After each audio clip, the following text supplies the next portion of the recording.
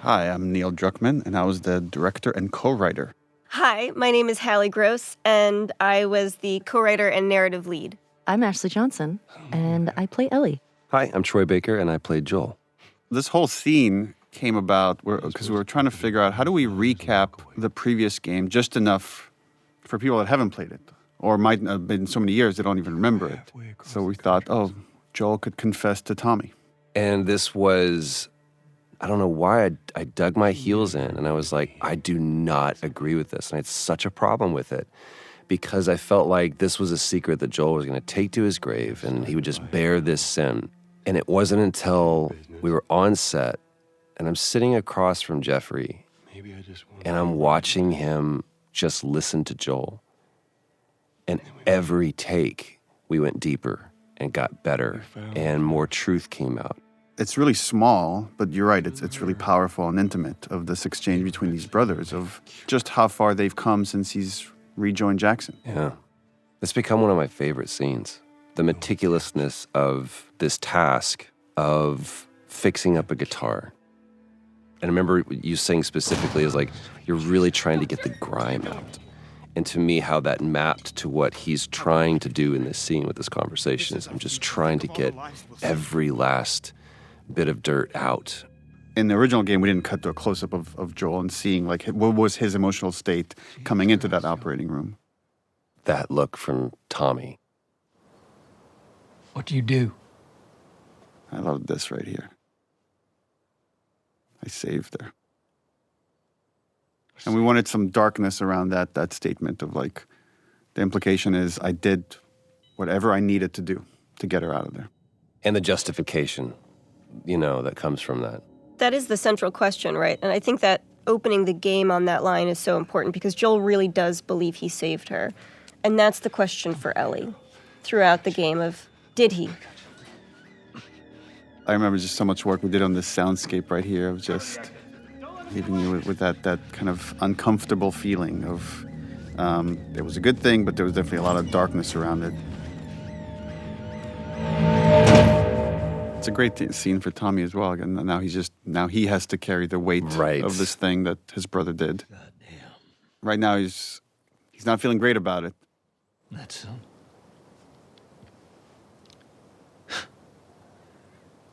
a lot. That's a lot.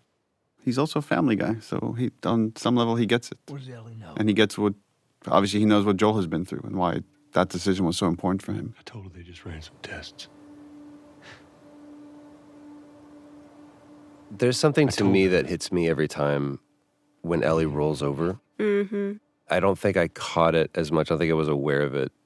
Like, Neil, you being a parent, you're more familiar with some of those gestures than I was, or I am now. Traveler will do this, where he will, when I put him to bed or whatever, and he's ready to go to sleep, or he needs to be alone with his own thoughts, he'll do that turn. And it never really hit me that that's what Ellie is doing, is just, okay, I'm done talking about this now. I just kind of want to be private in my own thoughts. Which is also an interesting juxtaposition that's happening here, is we're getting to see the moment he was lying to her while he's confessing the truth to his brother. And the differences in those two relationships now. And it's, despite how much they've been through and how much Ellie has become an equal of sorts, he still sees her as his child, and if he has to lie to her to protect her, he will. It was important to get this final handoff of playing as Joel one last time as this beautiful sunset ride towards Jackson before we fully kind of hand off the baton to Ellie. We worked so hard on these transitions to go from cutscene to gameplay. And it was just a change in tech that we had from the first game to the second game, where the first game, all the cinematics were pre-rendered. Now that they were real time, there was a lot of effort put into just these seamless transitions in and out of gameplay. About what we were talking about earlier. This is a great moment. I can't say I'd have done different. And you have to wonder, is Tommy telling the truth? Or does he know it's too late to do anything about it? And that's the best truth to put out there. There's also something, it's just occurring to me now, but I think confessing to Tommy really speaks to sort of the themes of the game of how hard it is to be alone and to carry things alone. And even Joel can't do it at a certain point and needs to unload on Tommy. And so what it is for Ellie to isolate further and further and further and carry her secrets alone more and more and more.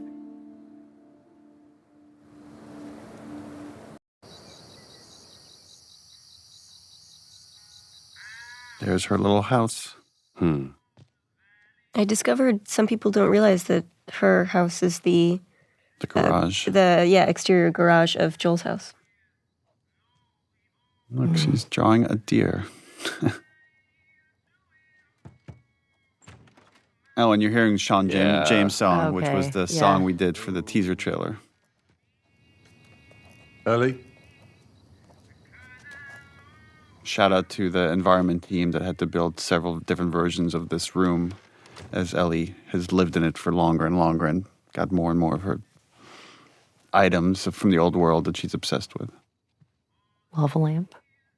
I love this moment of just like, hey, how do you... Jesus. Do you both remember when we did this scene live on stage, just for an audience of 100, 200 people? I forget exactly. Like Jeff Keighley set up this one night live, and I wrote the scene just for that. But in the back of my mind, I knew already this would be the opening for the second game.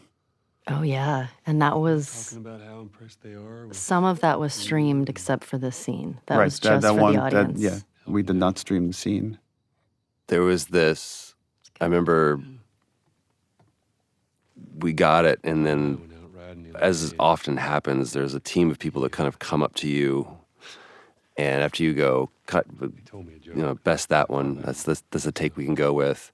And people just kind of clouded around you, and there was a conversation that was happening. We were trying to figure out what it was, and I saw you do your, everything's okay, it's fine. And then afterwards, you tell me this story that in Uncharted 3, the ship capsizing was one of the most resource-draining, almost game-breaking things that you guys, one of the most ambitious set pieces you'd ever done. And then in the Left Behind DLC, the photo booth was one of the most resource-draining, almost game-breaking things. He goes, up until you decided to put your thumb in your belt loop. Oh, that's right. Yeah, so actually that's funny because you did that, Joel initially didn't have his shirt tucked in. But in order to honor, again, this little gesture that you did, redesigned his clothing. And the way we did clothing on this game is we actually sourced the actual material and scanned it. So we had to source the shirt, the pants, the belt, scan it, so we could do this one gesture that you did, which was like looping your thumb around your belt. Trust in you.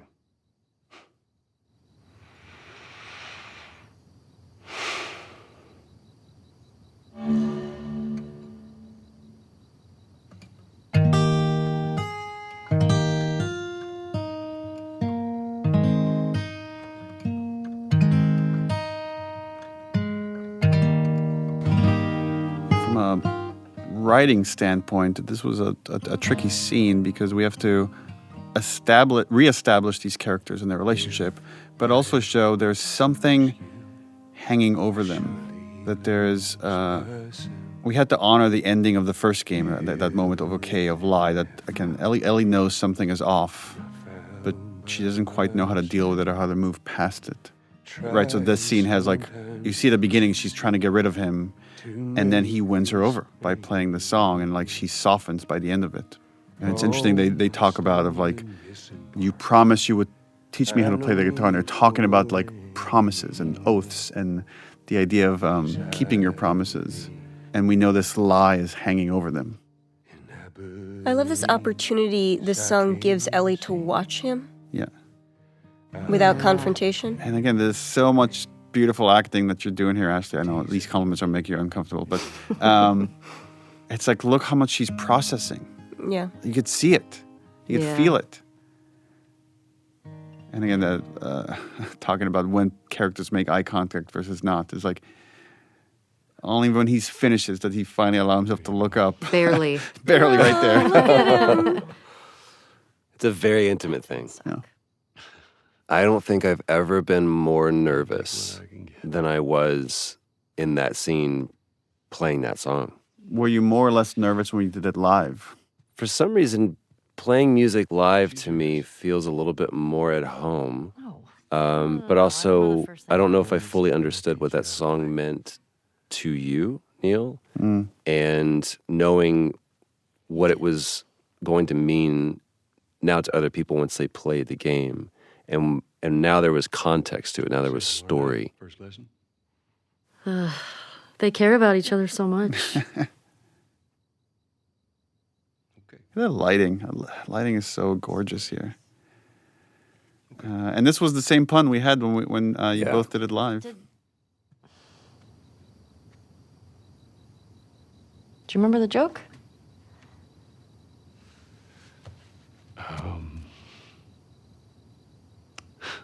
And you could see the shift in Joel. Like that song has just shifted the relationship a little bit. It moved the needle. Mm-hmm. He's standing up a little taller. It's time consuming. I love how much he's just trying to reach out to her on her terms. Yeah. Yeah. He still got dad in Giving him. her space. Yeah. Still got dad. Yeah. Good night, Kiddo. And this again, this writing is the same. It's like how this ended was the same as the live version, where you just play the low E. Well, I guess with the capo it wouldn't be an E, but boom, and just let this ominous note linger.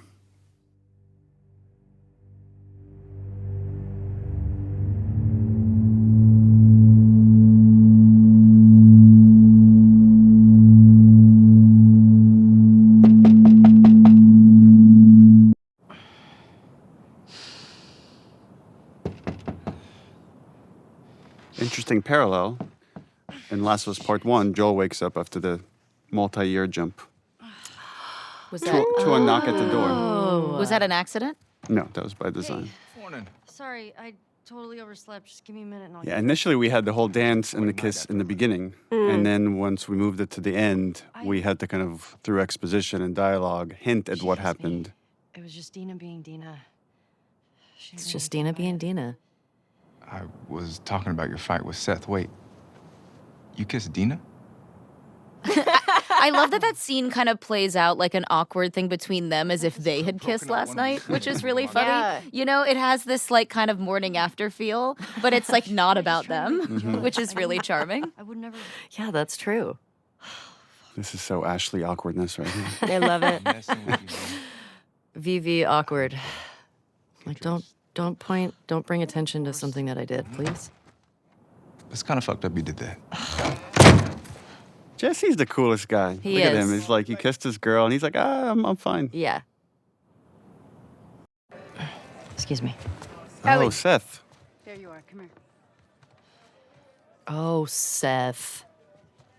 Yeah, remember this scene was, I don't want to hear what that big. I mean, so much of the story is about forgiveness and letting go of stuff, and how Ellie specifically struggles with that, and this was a pretty minor example of that. Seth, come here. It turns out I really struggle with it because I still hate this scene. I'm like, fuck that guy. I know, He's me trying. too. Look at him. He's Doesn't he's work. a steak sandwich. He's trying so hard. Look how he wrapped it with a bow. The way he starts with like, look, Aw. I'm like, yo, look you. Yeah, don't looky hear me. Let's just. Oh, now it's her fault. Great job. Yeah, this scene makes me so mad. Hey, I'm trying to apologize, you little bitch. You're like, what? Made you some sandwiches. Okay. Your steak. Thank you, Seth. Didn't we discuss cutting Baguette sandwich because people had such a hard time understanding it at first? Yeah, they kept hearing bacon sandwich. Bacon sandwich. Yeah. Bigot sandwich was a... Bigot sandwich. Yeah. I appreciate that. What you got there? Bigot sandwiches. Yeah. Forgot about that. Smells good. Hallie, you wrote that, didn't you? I don't know. It just bigot sandwich feels does feel very Hallie Hallie. to me. Okay. Oh, this is Dina's big intro. Oh, here she comes. I'm Shannon Woodward. I play Dina. I had a really hard time hiding behind nothing here. Well, that's the thing that's so hard about sometimes acting in these things is that like the kids weren't there. And then we like Yeah. later captured kids and kind of constructed all the pieces. Hey. Hey, This is a me lean. I love to lean. I just want to say sorry for running off last night. I actually really love this scene. I totally get it. I felt bad. I love the one-liners that you guys kind of riffed on when we were doing the combat stuff for the snowball fight. Oh my God. I still die laughing when I hear you guys insulting children. And I think that was really, a lot of that was just my instinct. Yeah, yeah. Into it or anything. Your parents don't love you. Yeah, and then I think eat snow, you Eat little snow? No, I Yes. think you little shits. Yeah. Because I think you were like eat snow, and then I said eat snow, you little shit. I think God, it's like I love name calling children. What the fuck? I'm not even playing. Interesting parallel is Ellie doesn't want to do any of this until she gets hit with a snowball, and then it's like, let's make these motherfuckers pay, which is again is a really lighthearted moment of what this whole story's about. Better run, you little shits. All of the horse acting was always very funny to me because how that works is you have somebody holding on to a rope and you're just kind of Pulling it along. pulling them around. And it would always make me laugh. Fun fact, the guy in the stable there is Yuri, who plays Spider-Man in the Spider-Man Insomniac game. That's Yuri? Yeah. And this was another big scene. Anytime we have a big scene like this, we can only have so many actors in the volume, so this is captured in pieces. And I remember like Troy played one of like the people kind of Yeah. like, and they were improvising, talking crap in the background. Yeah, and it's not there anymore. There was a bit where he said something kind of Yeah. goading to me, and it's not there anymore. But then every take we did, I'd call him a new name that I thought was like yes. embarrassing. I'd be like, "Listen, Chad." You come back. Be smart about it. Wait, I actually didn't know there's only a certain amount of people you can have on the volume? Get going. Yeah, just because we start losing data after a while, so to track all the little balls and stuff. It gets fuzzy. Like above 8, I think it just like gets more expensive, and you're more likely to be error prone, so it needs more cleanup. Yeah.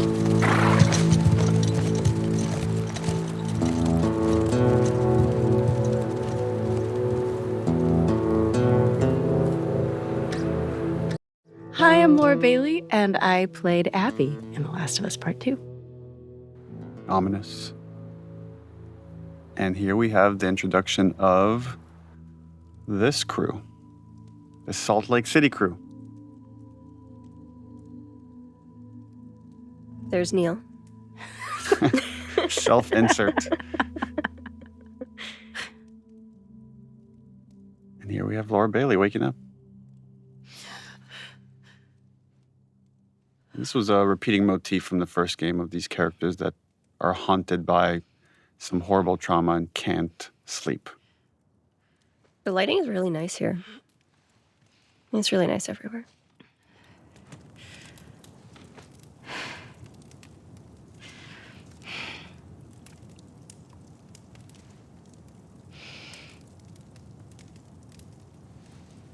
We debated quite a bit of like how much do we want to reveal for this character when you're about to play as her, versus how much we want to hold off for like the second half of the game when you get to see more of her.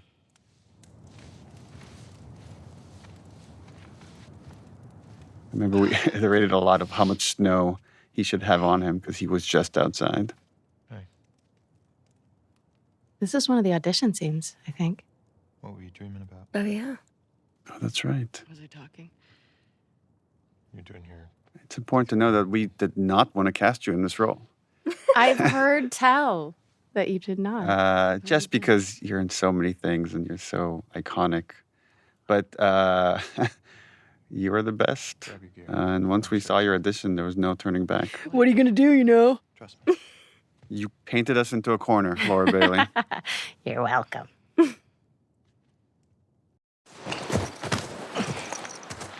is the first real big choice this character makes, Abby, of do we turn back or does she choose justice? We made it. She's going to end up choosing justice, just like Ellie does later many times. Choosing obsession. You know? It's a fucking city. Yeah. It's also important to note that, when you're acting in this, there's nothing there. You're in this blank white volume, and we're like, okay, it's snowing. You got to act like you're freezing. There's a town in the distance. It's, so weird though. Like, I never, when I like try to remember a scene or remember performing that moment, I never think of it in terms of like, oh, right, we were in this gray volume. I always had like this visual of every set that was actually supposed to be there. And I think of it in those terms. But I think that's a unique skill that only some actors have. Really? And other actors without the set, without the costume, they can't get into it. They can't lose themselves the way like you and Troy and Ashley do. When I did this audition, Troy was reading opposite me because he was doing all of the Abby auditions. Sure, they'll be And right. he forgot all of the lines in this particular scene. And we were just like making stuff up. I remember thinking like, that went really well. These scenes can be very tricky to write, but they're also a lot of fun where you're just given hints of this relationship. And obviously there's this some kind of triangle here between Abby, Owen, and Mel. And Abby does a very poor job of hiding her feelings. It's not just that, though. Should I say congrats? When everyone else sees this, they're going to want to turn back. But it's just interesting that, We can convince him. Owen, we're setting up here, he plays this moral conscience for this group. And even here, he's trying to give Abby a way out. Count on you. Abby, I want what you want, but not at any cost. Not at any cost. So it's like there's a line here for justice that he's not willing to cross. And she hasn't found her line yet. Well, it's also like selflessness versus selfishness, right? He now has, even with nothing else, he now has a baby he has to think about, right? Which is the same for Dina, which is the same for Jesse, which is the same for Joel. But she is only thinking about herself. Well, one could argue she's also thinking about her father, that this is all coming out of love, the love she had for her dad, and the injustice that they all experienced in his brutal murder by Joel's hands. Oh, there we go. You think it's still good? Does weed go bad? Let's find out. The infamous weed scene. Are you going to talk about how we did this twice? You haven't Oh, yeah. We had a whole God, other version of yes. the scene that was a little too On the earnest. nose. Yeah. And we rewrote it and recaptured it. It's How do funny you you mean by described it that? as earnest because I felt that it was literally a fight until she's like, "Okay, I love you." It also felt that fight was trumping some stuff that happens later in the theater once we're in Seattle. So this was like a moment to give them What's wrong with you? pure innocence before we go on this violent journey. I remember, Neil, when you pitched the idea that, like, she throws the glass, and I was still to this day, I'm like, but what if you smoke glass? I Yeah. get What if you really smoke concerned. glass? It's Yes. Yeah. I mean, gonna be stuck here a while, right? Kissing scenes in performance capture is really hard. I feel like that the hardest part about it was when we would have to do the ones where we would have to be standing apart. Oh, yeah. Oh, And Yeah, then that was really embarrassing. we would just have to be like Yeah, with because ourselves. we had one where it was just you standing there with your face turned to the side Ugh, and I just kind of can't. kissing the air so we get the pure facial reference that isn't obscured by And then Shannon's I was like, big head. why do you need the front of the face? The front of the face is being used. Well, because they animate it from like all angles, even though you only see like one Yeah. side. How would you? I feel like if I had to do this with anybody else, it would have been even more uncomfortable. But because Shannon and I got so close, it was helpful to sort of, when we had to do those awkward sort of kissing moments and we weren't actually being able to connect with each other physically and feeling awkward and weird, we would still be holding on to each other. So it still felt We were like minorly cuddling, minorly cuddling. So you're like, well, at least there's like a little bit of something like here. intimacy. There was still Yeah. some form of intimacy that was like, all right, I still feel safe. I don't feel like I'm like flapping in the wind. And you're in a brightly lit room. Very brightly with lit a bunch room. of technical engineers like standing all around you. Yeah. But we found ways around it to sort of still be able to, connect with each other and not feel so weird. Oh, what? I mean, now I really want I mean, what you're doing is I think, pretty hard. Of you're trying to convey years of relationship with this other your best friend, and it all has Yeah. to come across like there's just so much history, and yet there's this still awkward thing that hasn't been realized until this moment. Have you met you? You make me want to go back outside into that blizzard. She's got to flick that joint really aggressively in a second. Flicky. Ellie's so cool here. Look at how cool she is. This better be better than a 6.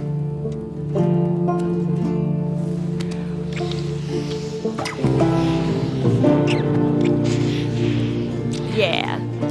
The flicking always made me very uncomfortable. I was aggressive. like, what if it catches on on fire? It's a very dry space.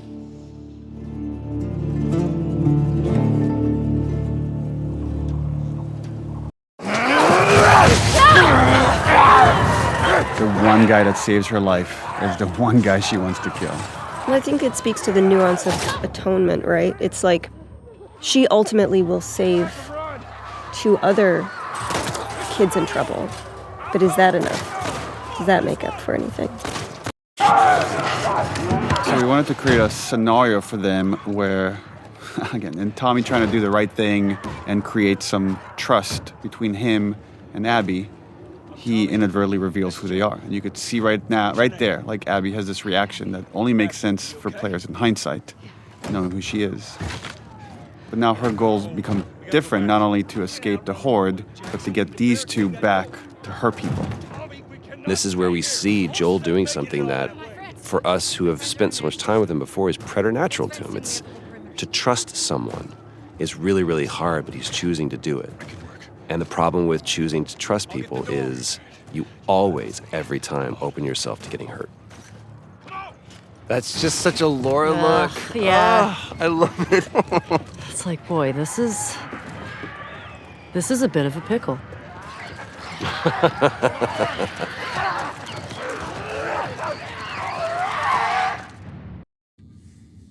This is the Lethal Weapon 4 comparing scars. I love it. When I was 12. Look at those arms. Really jacked. Dina's hot. I tried to get on it. So's Ellie. They're hot. Yeah. We're hot. Yeah, we're hot. I remember armpit hair being a large discussion. Armpit hair with the Ashley office. Swadowski, who was our character art director. Yeah, and how much body hair should the girls have, and what are we okay with, and like let them be natural ladies. I love it. The chemical burn.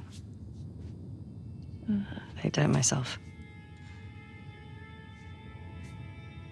Why? It's on the tip of her tongue right there. That's a hard thing to say to somebody. Like, oh, I'm the only person that doesn't really get affected by this thing that's completely ruined the world. Now I'm trying to remember, does it make it in that I'm like, I told you something true? It does. Yeah. It does. This still happens here. Yeah. You're gonna punch This her. scene, because we did it twice, sometimes I'm like, I don't remember which, because both times we did like, it was like 5 hours.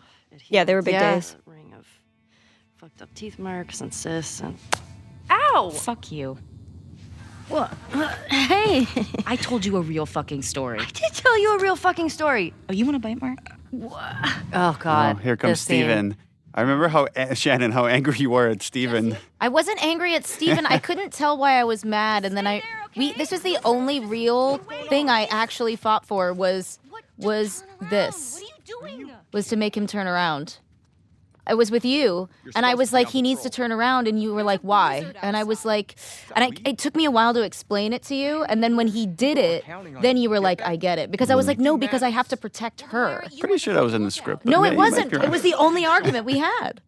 It's been 3 years. I don't remember. You're probably yeah. right. It was actually, I remember this. It was the only thing I argued with you about. And it was because I felt so protective of Ashley that I knew it was right. That I was like, because we were so close, that I was like, turn around. She's naked. Like, Yes. you know, because you guys knew each other intimately, but Yeah. Ellie and Exactly. And because I had to, like, I wanted to prove to you that I was loyal to you and not embarrassed because he was there. But I love it. I feel like it shows so much about how strong Dina is and how loyal and sort of just I don't know. I love that. I feel like that little moment says so much about Dina.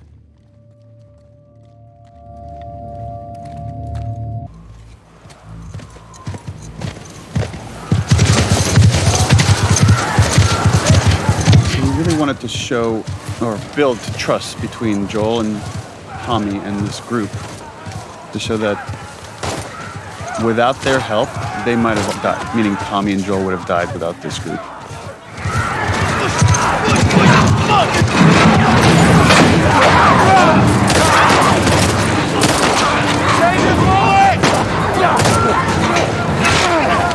Another one where I think I'm like screaming out to all like the actors, okay, now they're burning, now like there's a lot of fire. And you gotta speak up over the storm. Again, none of those elements are there.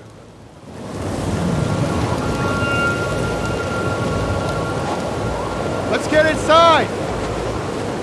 And right now, only Abby knows what's about to go down. Everybody else thinks like, oh, we just found friendly people that helped us along.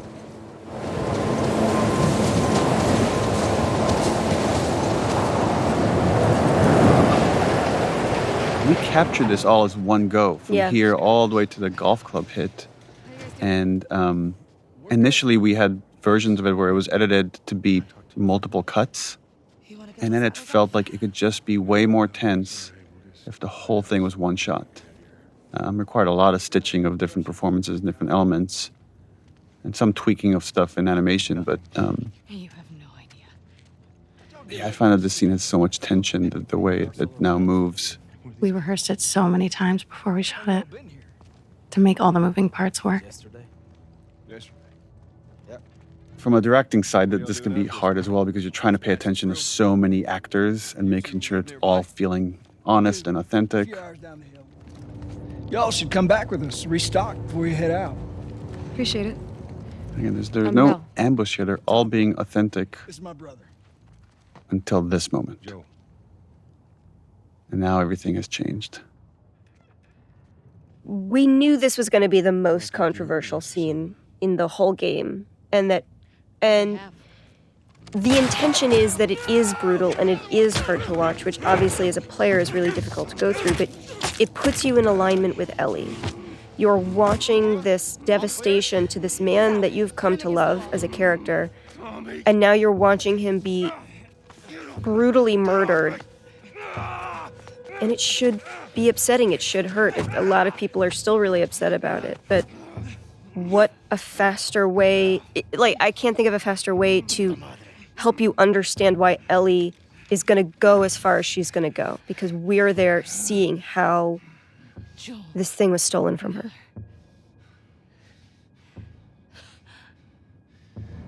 Yeah, this interplay of like, you want him to suffer, and he's not giving you the satisfaction of like, I don't care who you are, do your worst. Mm-hmm. And you try. Yeah. You try to do your worst. Joel's not a man who begs. That is a conversation I had with Troy about how prepared he was. He's lived for 20 years, 25 years at this point, of like just always accepting that this day might come. Something like this will happen because it always happens in this world. Yeah, it's irrelevant to him who they are or why they're doing this, because there are so many people who could want to do this to him, given the life he's led. I just remember shooting it and being like, this moment you've worked towards for so long and wanting it to feel right and wanting it to feel good. And it happens and you just feel fucking empty. Mm. Mm-hmm.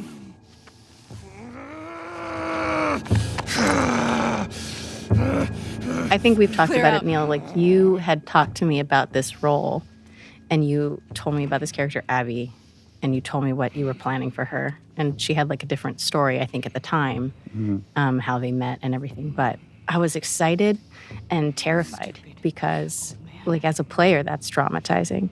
And I didn't know how people were going to react to it. You don't get to rush this.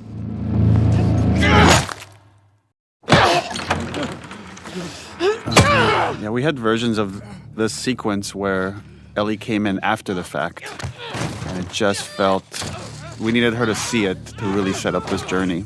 Yeah, this was rough. This was a rough day on set because I knew we were losing a character that we all love very deeply. you know, even the imaginary circumstances of that are just hard. It's also our, you know, all of our friendship, my friendship with Troy. So just seeing that and...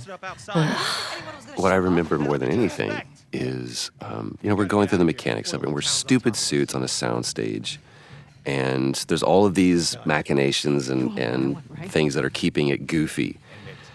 But the one thing that cuts through the din of all that is when I look over at Ashley. Because being the great actor that you are, all of those things go away, and all you see is the moment that we're trying to create and the reality of what this scene is for you personally. And everything that I'm feeling, everything that I'm thinking is gone because I'm just watching. And I don't know if I'll ever be able to watch that scene without it bringing me to that place, ever.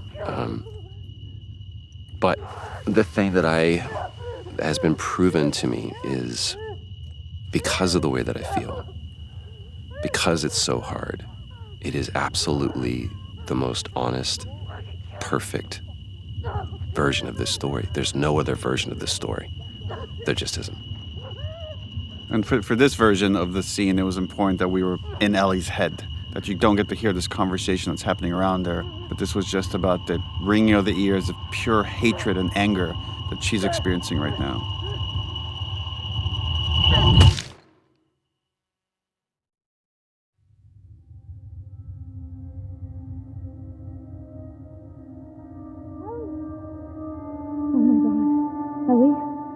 And just this final look right here where she sees him and I can't fix this. Well, she's going to try to find a way to fix it. Yeah, she's gonna try to find a way to fix it in the best way she knows how.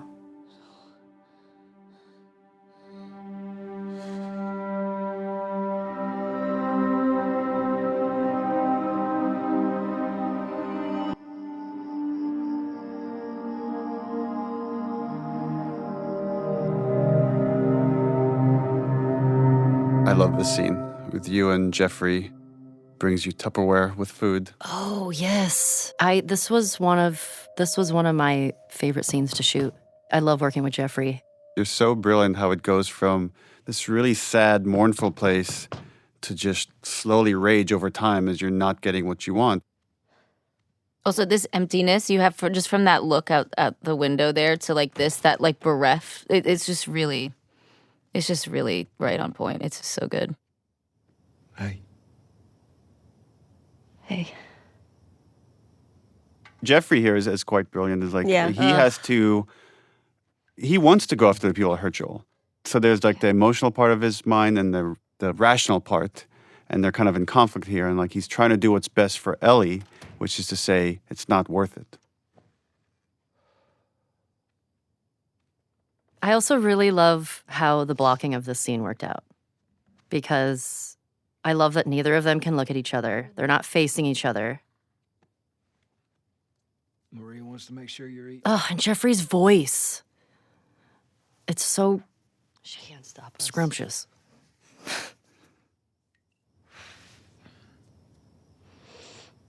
To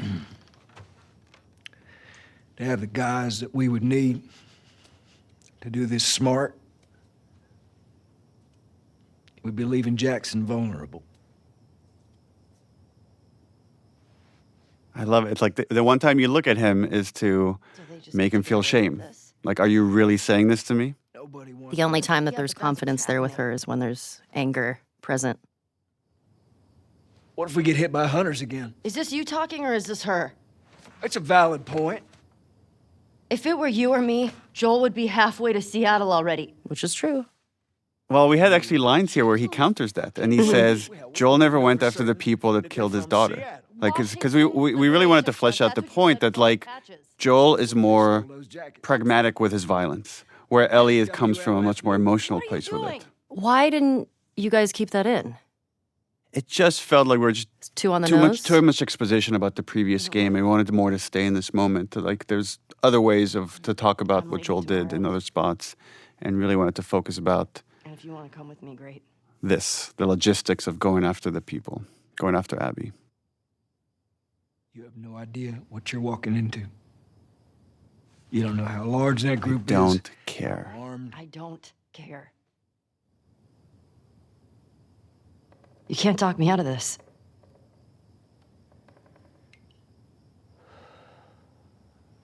Again, this moment of decision where he's like, in order to protect her, I'm gonna have to go by myself. And he's like, now he's lying again. Not dissimilar to Joel lying to Ellie to protect her. Give me a day. Right? That give me a day's bullshit. Okay. There's got to be some folks you can spare. Why the choice of the hairpiece coming down? The little hair string for Tommy. There's a little bit of design, like Abby has something similar as well. So it's like there's what animators call secondary movement. So as when he's moving around, there's like physics on the hair.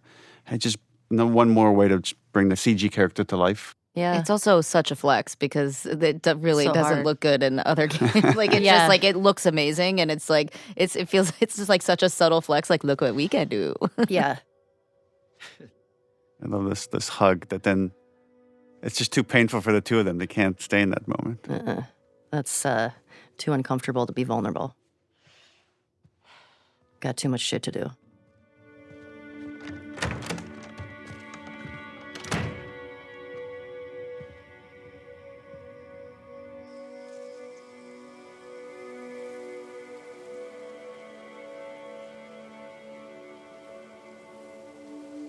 There's something about, when it doesn't feel real until you're at his grave.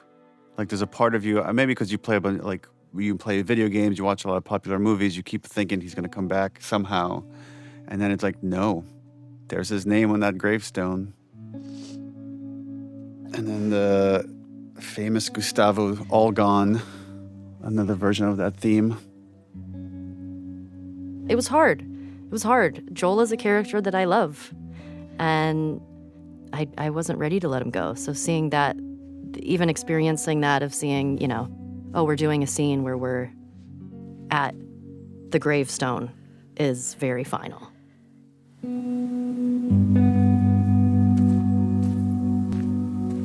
I love it. I love that Dina was there the whole time and we didn't know that yet. Not looking on, just sort of giving Ellie her moment. I remember when we were doing that, I really did feel like I was like really trying not to listen to you. I felt that too. You did? Yeah. It's like I'm right here if you need me, but It's I'm like, not I'm listening. not listening. You have your privacy, but if you need me, I'm here.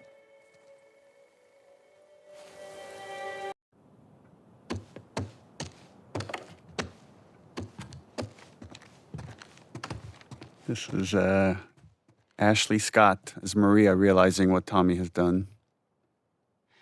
Maria, I'm headed to Seattle. I wish I could let it go, but I can't. I have to bring these people to justice. Ellie's gonna try to come after me, but stop her. Take her guns, lock up the horses, maybe lock her up. Buy me some time so I can end this. Love you always, Tommy. He's gonna get himself killed. He should have taken me with him. I like that she hasn't thought at all about what she's just going. She doesn't even know what she's doing, what she's gathering. Zero plan. And Maria knows this, right? Maria knows her, like a parent of sorts, and to say, okay, well, if you're going to do this, here's some stuff. You going with her? Yeah. Damn right she is. Ride or die. Sneak out of here. I love that those little moments with Dina where you see the snarky bits. And it's funny because, like, this whole section here, I constantly felt like anytime we were dealing with Joel or anything about Jackson there, I was like, oh, this is none of my business. You know, like, it felt like I shouldn't be there. Like, and even in that scene there, too, it was like, well, I mean, yeah, I'm going with her and I'm here to be with her, but all of this stuff predates me.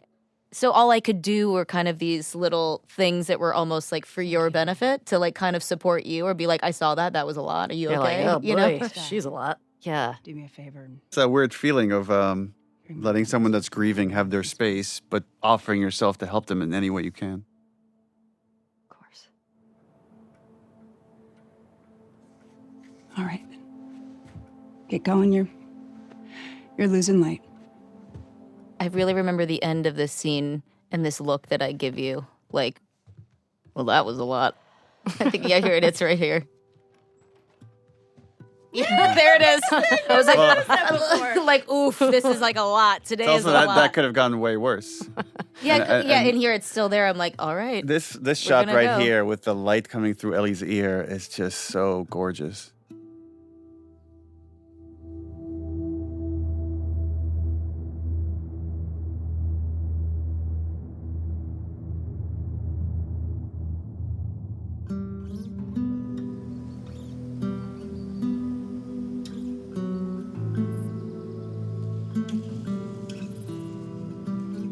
This hunter was on top of him, drowning him, and Joel couldn't get to his gun. Jeez. Were you scared? Well, I didn't even think. I just ran in there, grabbed his gun, and shot the guy in the face. How old were you? 14.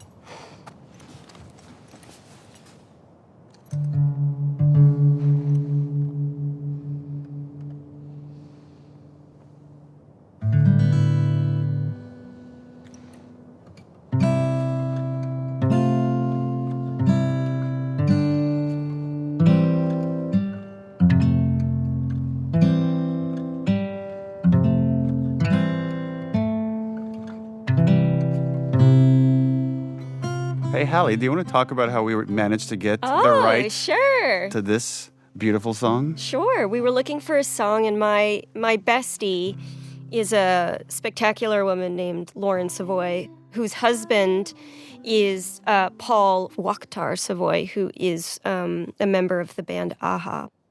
And so I reached out and said, would it be possible to get this dope-ass song in the game? And they were like, yeah, let's do it. That's amazing. That's great. So it was just a lucky happenstance that we were able to pull it off. But it's great because now like two of my favorite things are combined forever.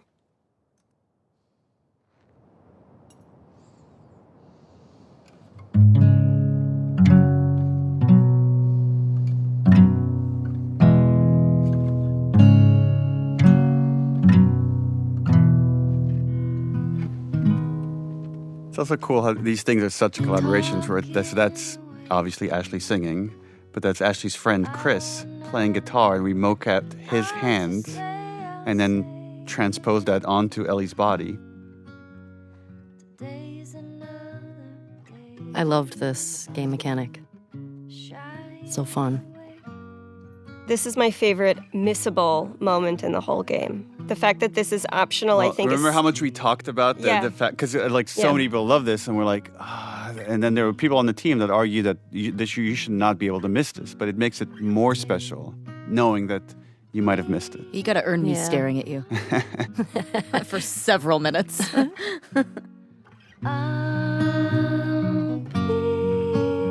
Such a good cover, too. I mean, I wouldn't say it to Ashley's face, don't look over here, but like, it's pretty solid.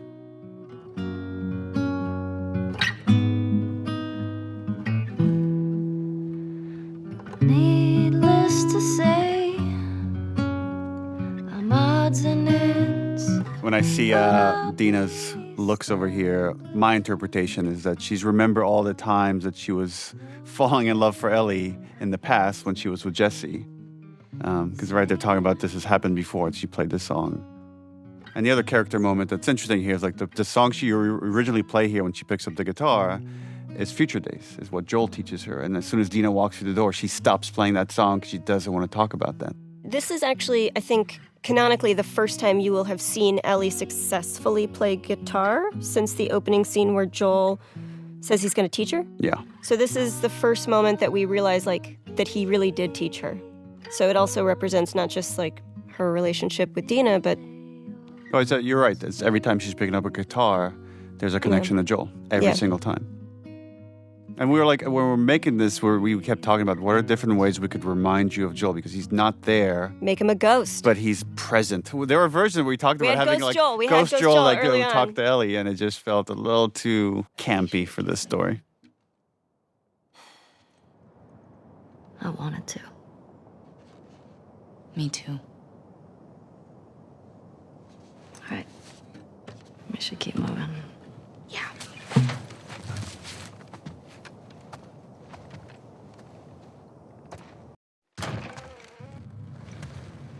Oh, the Tommy Oh. torture scene. So we got to see Joel do this scene in the first game of interrogating two people. And now we get to see like the aftermath of having this interrogation done by Tommy. Just shows you what he's capable of. Tommy did this. And then later we get to see Ellie try to do this. Right, and at this point for Dina, she doesn't really know about Tommy's past. She doesn't know that she doesn't have the privileged information that Tommy used to be as bad as Joel. And she's just really sort of seeing that for the first time. Because she knows like the reformed Tommy that lives in Right. Jackson, that helps everybody. Shit. Right. There's another one over here. Yeah, I remember we iterated a lot on the lighting of this room and trying to give it the right vibe. That it wasn't too bright or too dark. I don't recognize him. And that's really important. I don't recognize him. That shows Tommy killed someone that wasn't involved in Joel's death. That there's already starting to be this cost of whether this person is innocent or not, is who knows. No, he wasn't.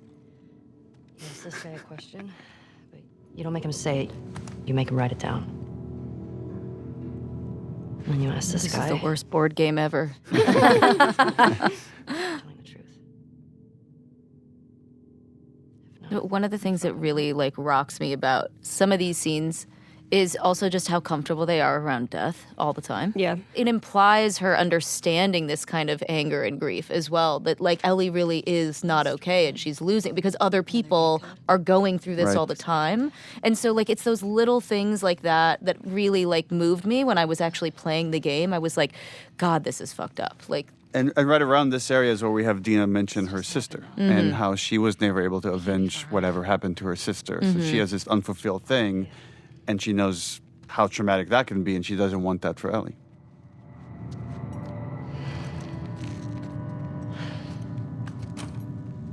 So this is the first contact with the people that killed Joel. He's great. Yeah. Chase Austin is great. And fun fact, Chase played young Sam Drake in Uncharted 4. How'd you find us? So ballsy. Big scar across his face. It's funny.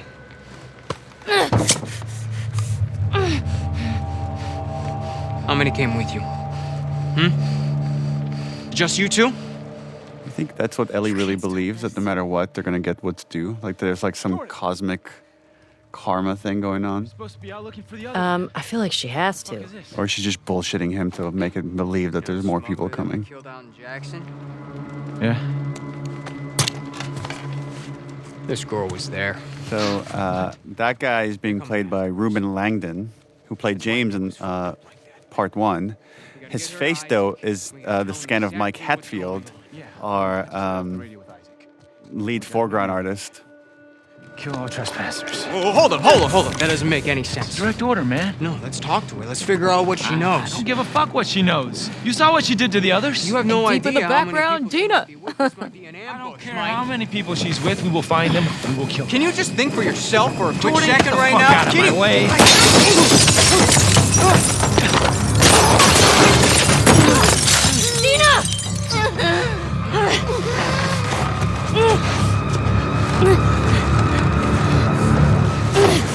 Jesus. Come here. Dina!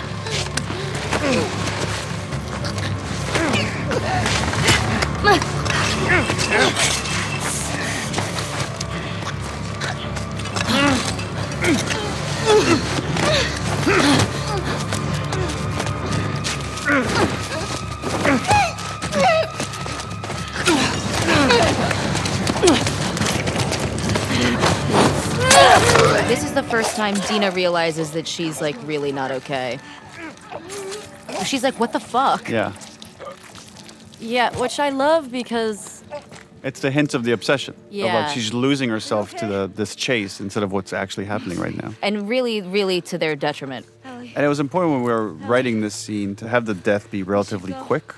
And then you can't even linger and think about it. And again, this just kind of push forward of like, maybe the next one will be more satisfying. Or maybe the one after that will be more satisfying. I don't fucking know. Come on. Fuck, Ellie.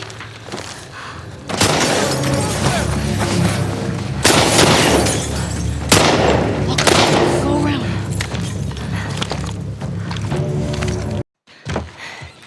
The first kind of like draft we have of all Seattle is Sucker Punch Games made Infamous Second Yes. Son, which takes place in Seattle.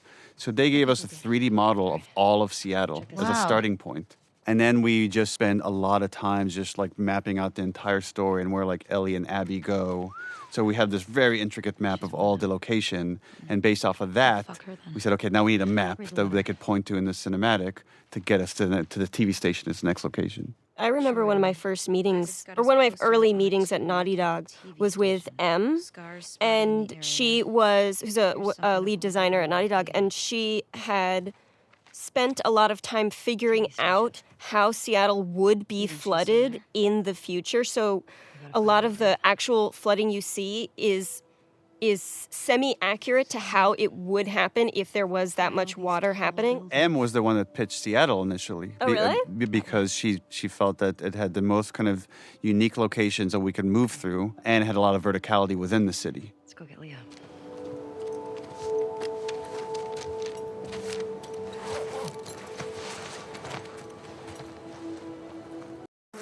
Hey, look. This is the foreshadowing pregnant scene. This is my least favorite part of my performance.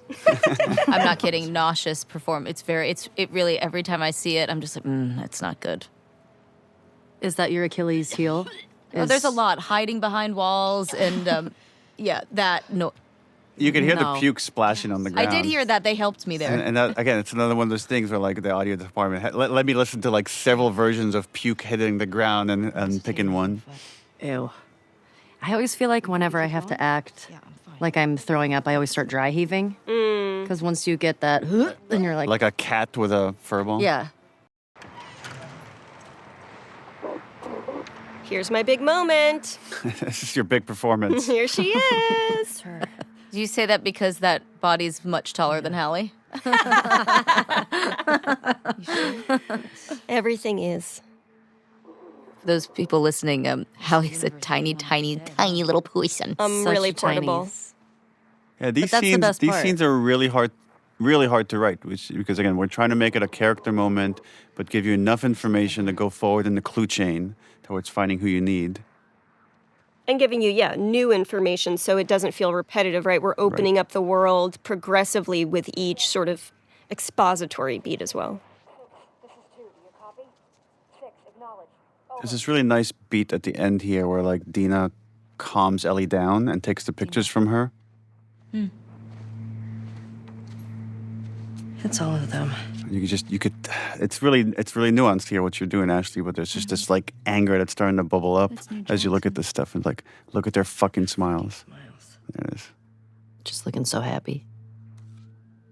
There she is. That's her. Laura Bailey. That's the one who killed him. And that's the Last of Us 2 theme, which is like a reverse version of the Last of Us 1 theme that Gustavo created for this. Hey there, Tiger. Yeah. Okay, You can see Tiger. it. How you... it's... Yeah.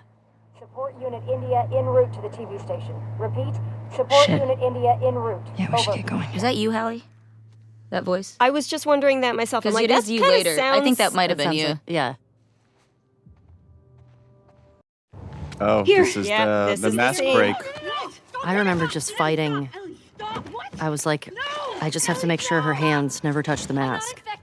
I remember talking to you about this, Neil. Like you were like, it's like she's committing suicide in front of you. Is like what it is. Oh, like, yeah. 'Cause you as know. far as you know, she is. Yeah, and so that's where that reaction came from. Was he was like, she's killing herself in front of you. Is what it looks like to you. And there it is. The I'm immune, I'm pregnant scene. Got it?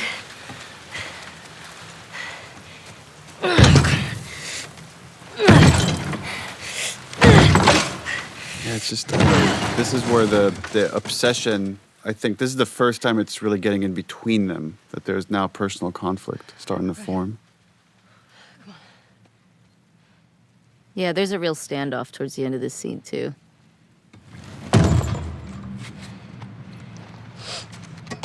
Hallie, do you remember this was your first week at Naughty Dog, and we had an outline. Some of the major beats were there, and you had the idea of like, what if we made Dina pregnant? Yeah, because we were I think it was on my first day, and the problem we were trying to solve was we want these two girls to go to Seattle together. We want to have Ellie to have this conduit to talk about her feelings and maybe this thing to pull her back. But how do we keep? How can we narratively hold Dina back so that Ellie can do a bunch of these missions alone? Because so much of this is about the singularity of the obsession and the loneliness of that and how hard it is to be alone in this world.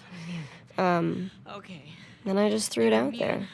Let's knock her up. It's interesting too with if you think about the first game, over the course of the journey with Joel and Ellie, is they slowly open up more to each other and reveal more of their secrets.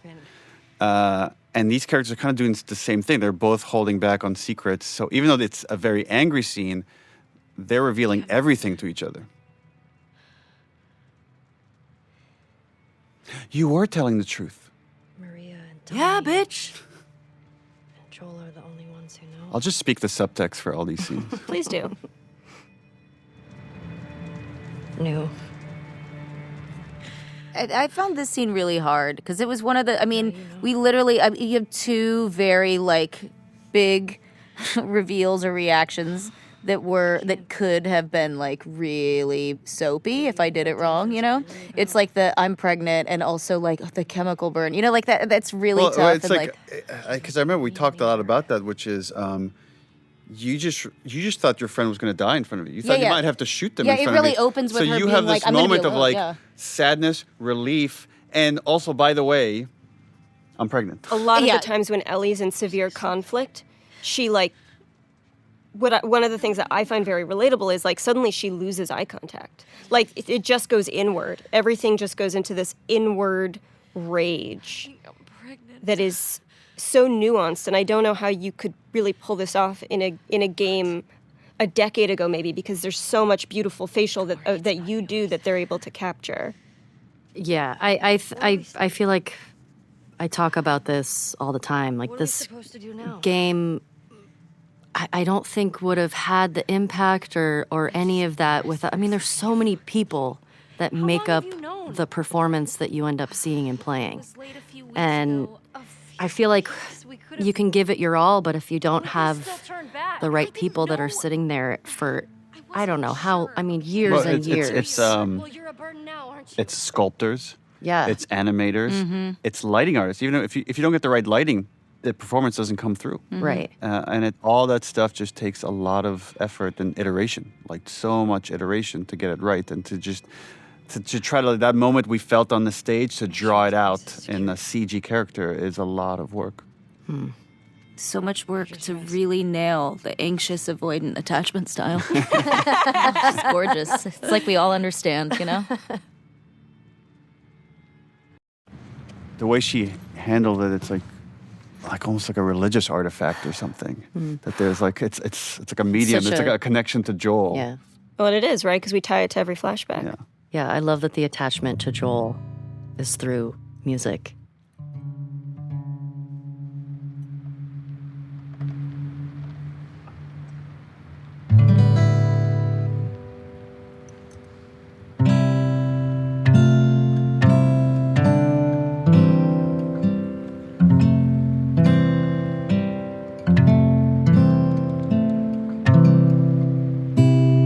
It's funny, over the course of shooting this, how long did it take to shoot?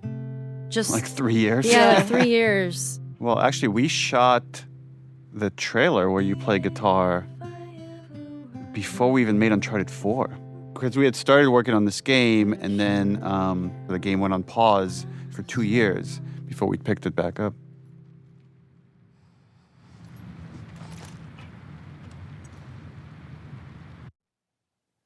Hey, look, Ellie's learning. Hey.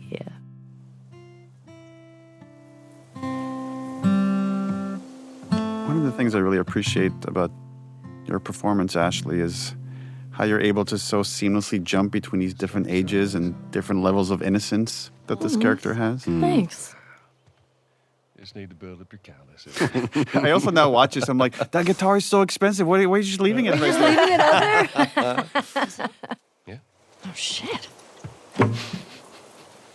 I wanted to show how did Ellie learn how to swim? Because that was such a big plot point in the first game. You should see Yep. your face right now. It's just nice to see things were okay for a while between these two. I remember feeling, this is a good thing to be back into. Like we're jumping into summer. We're jumping into, like you said, when things were good.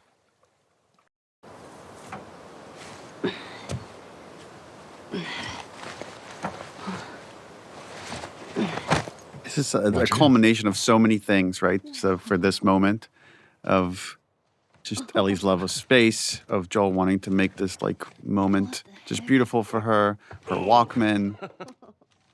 Okay. And this idea that Ellie sometimes has such a strong imagination and can go into her own head. Wow.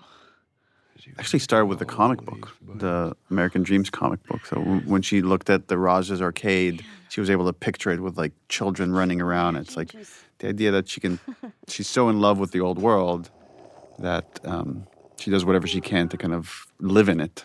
Happy birthday, kiddo. And that's we got the idea to really go in her head and make you feel as if she's traveling to space.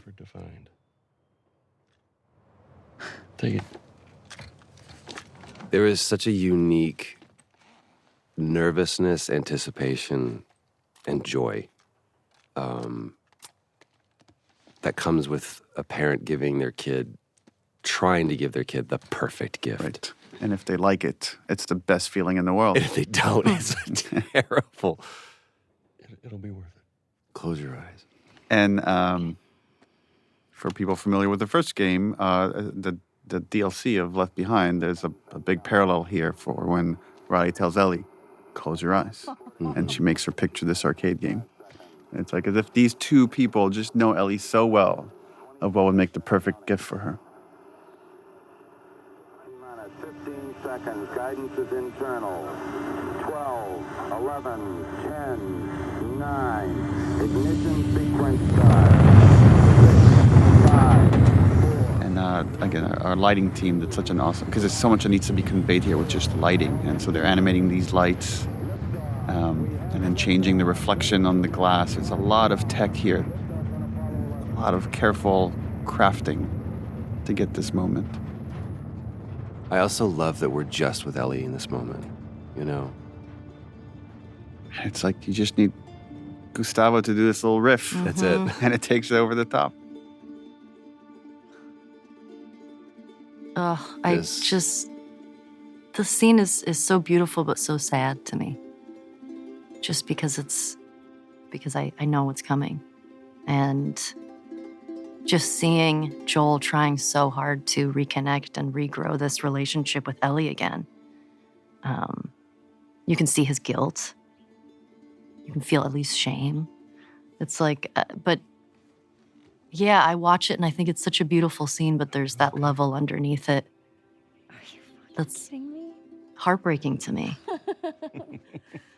It was really important for us to have these happy memories that are obviously mixed with some negative feelings she has about Joel and the choices that he's made. But ultimately, I believe the positive, the happy memories overwhelm the negative. Yeah, I guess. Well, I think Ellie is so driven by her own shame and guilt, and you need to know why. And it's because there was something worth saving. There was a true loss here. And part of that is her own decision to emotionally protect herself by distancing herself from Joel. But it had a cost.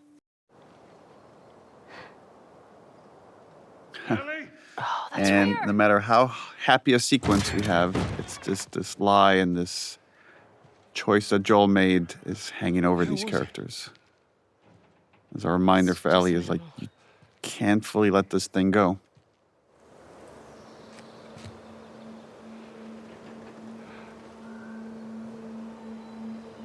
Awkward. Let's get a move on. I really don't want to talk about this right now. It's always so exciting to see, because obviously when we're shooting this, we're on a soundstage, and I picture us being there, but it's always so much better when I finally see it in the game. It's always such a better version of it than I had in my mind.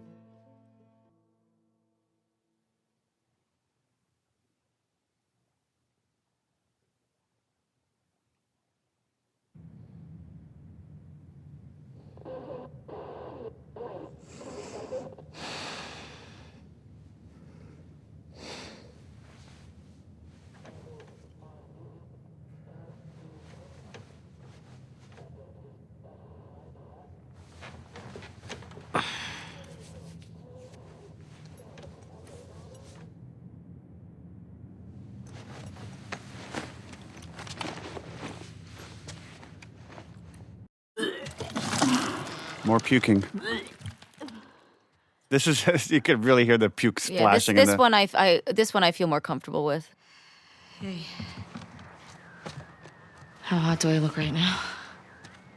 Be me to be fixing some kind of computer and then puking in the middle. Really proves how much Ellie loves Dina, because going up to someone that just puked and getting close to them, that's a lot. I mean, to be fair, she did stay up all night tracking the radio stuff. I know, but she also puked. Like, listen, if I had to date one, I think Dina. Oh, for sure. For sure. I would steer clear of Ellie. Maybe Tommy got to him. Maybe. What about her? There's this moment, again, we don't, Ellie doesn't, there's a moment where she looks to Dina and then she realizes like how much Dina's been doing. The numbers. You could see the appreciation in her face. The TV station. I remember this because I felt so bad. Because the way you were just playing it, you were just so sick, but you were like, I feel like I need to pull my weight. Since I had called you a burden, and I felt like such a piece of shit. This move right here of like scooting in and this back rub thing is such an Ashley move. Well, it's also because we couldn't get too close, because when we'd stick together, We'd otherwise she stick. would have held me. Yeah. Last night was stupid.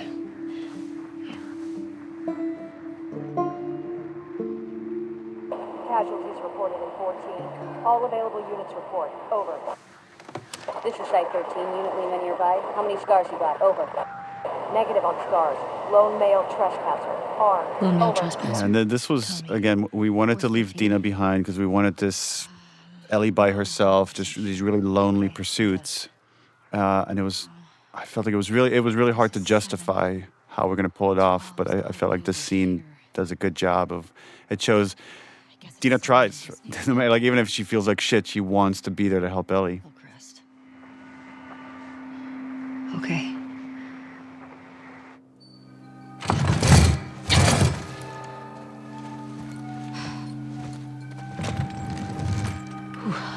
In The Last of Us, there's a lot of totems that come to represent certain people, whether it's Joel's watch, Ellie's switchblade, the guitar that's shared between Ellie and Joel. And now it becomes this bracelet that Dina gives Ellie as a good luck charm. It's like this khamsa, which is a very Middle Eastern thing that was very much in my family.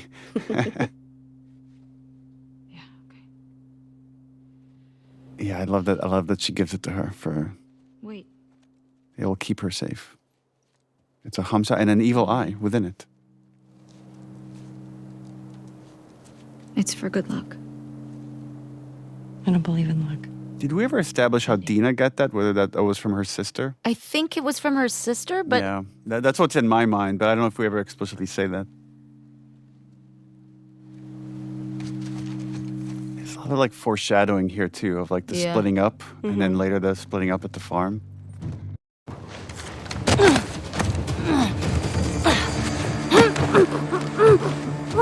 Oh, this is the scene that everybody hates us for. The great mislead. The great mislead. Yep. I guess maybe we should talk about that. When we released that first trailer for the game, a lot of people guessed that Joel was dead. And we were worried that after that point, it'll be too obvious. So how can we throw them off the scent? And that's when we came up with the idea of swapping Joel and Jesse here, which I have mixed feelings about in hindsight. It got people excited about something that wasn't there. And, our motivation was in the right place of trying to protect the story, but didn't maybe think it through of how it might upset some people. I remember when that trailer came out, then everybody I knew assumed that then it meant I was going to die. Right. And which then we just leaned into with other trailers. Yeah. And everybody was like texting me being like, oh my God, you die. Like, and they were like, it's so embarrassing for you. I was like, what? Wait, I can't say anything. And I was just like, lol, LOL. Haha. Meanwhile, I think when the trailer came out, we were in the studio that day. We were doing VO, and so we were like watching all the, and I was like, uh-oh. I also like that we get to establish, Jesse's in charge, but we never get to see why. Why is this guy so good at what he does? And now we get to see it and get to experience it in gameplay. Okay. You ready?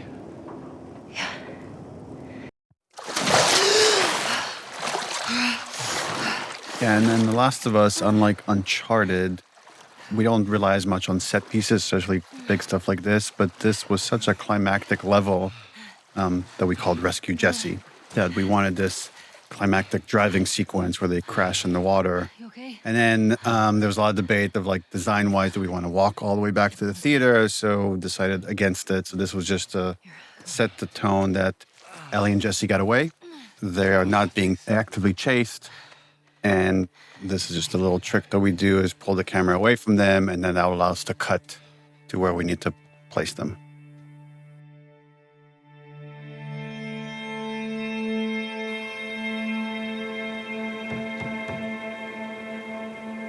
Also an interesting dynamic that we talked a lot about, this triangle between Ellie, Jesse, and Dina. And the thing we really didn't want to do is any sort of jealousy about, are Dina and Jesse going to get back together? Like, it was never about that.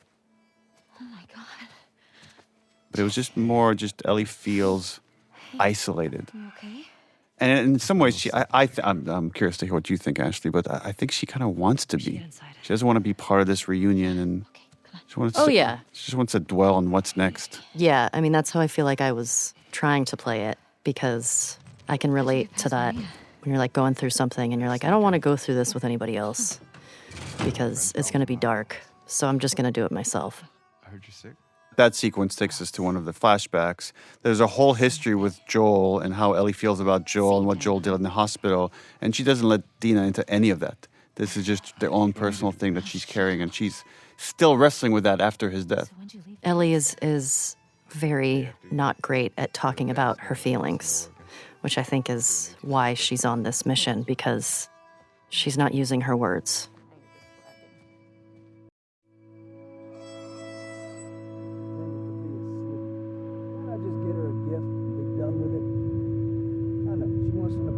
That's very much a parallel to the first game where after the David sequence and Ellie's lost in thought, and then it's like Joel saying, Ellie. I think Ellie has like some OCD thing where she gets fixated on things and just shuts the world out. I love how funny Jeffrey is in this scene. Mm-hmm. He's such a yenta. Yeah. Y'all shooting up there, right? Oh, just some stragglers. Ellie got to try out my scope. This was a fun scene. How'd you like it? Yeah, feels good. Oh. The two adults don't really understand what's going on, which is Ellie is like this resentment or this curiosity, whatever it is about what Joel did is growing. And this thing that she thought she could let go, she can't. And they just attribute it to like, oh, teenager. She's being a teenager. Well, there's that music store down there. I bet they got guitar stuff. Maybe you should just take him out for an ice cream. Maybe you guys should just hang out. I love how he did that lane, and I love the tapping of his foot under the table. What do you say, kiddo? Yeah, sure, Joel, whatever. He's so excited. And that's our cue. He's like, I did my job.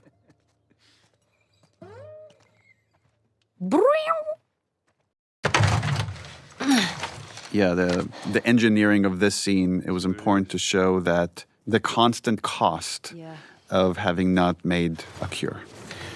Okay.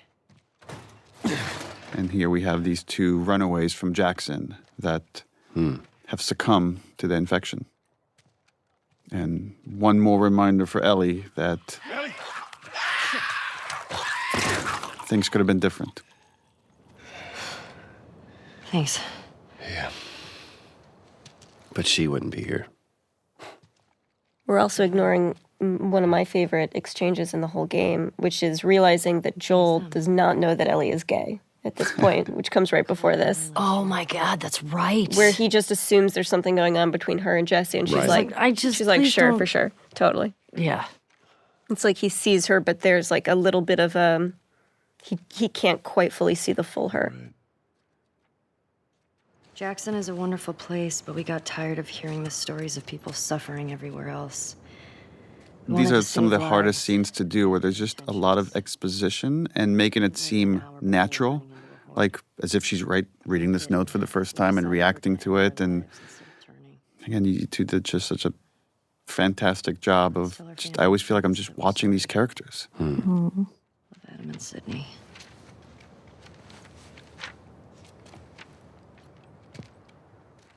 I love the lighting here. Just the way it's framed and silhouetted. It's so Into simple. the wood. Planks. So pretty. Only they were immune, right? That look, it's like she's trying to egg you on to start this conversation. Let's go get Tommy and we can get these bodies back to Jackson. No. Let's talk about this right now. After you took me out of the Firefly Hospital, you said there were dozens of people like me. This is the moment he's been dreading, right? Being confronted head on again with this lie. Yeah, that's what they told me. I've never met another immune person before. Have you? Small details, like we had to do different versions of the tattoo. You could see she's got it outlined. It's not filled in yet at this stage. Do you believe that? There's something about a child confronting their parent, the standing in their power, and how trepidatious, even though like she has the conviction of her argument, right? But just how it still is a thing to stand up to your parent and see me as an adult. Why did you pull me out of there while I was still What he's doing here is kind of fucked up, though, because he gaslights her. He's saying is like, you're bringing this up now next to these bodies, and he's making her feel shame for having just brought up this topic. Right. Maybe if you just would have given them more time, they could have figured something out. There was no cure. That is what I've been telling myself. There's nothing that could help these people or anybody Like, else. how many times have I told myself this? Like, if she ever asks, this is what I would will I tell say? her. Yeah? I know you wish things were different. I wish things were different. But they ain't. And he just shuts it down. Mm-hmm. Again, it's such great performance with very little dialogue, but you could see how it's just breaking her heart because she doesn't believe any of this. No. Is there something else you'd like to rehash?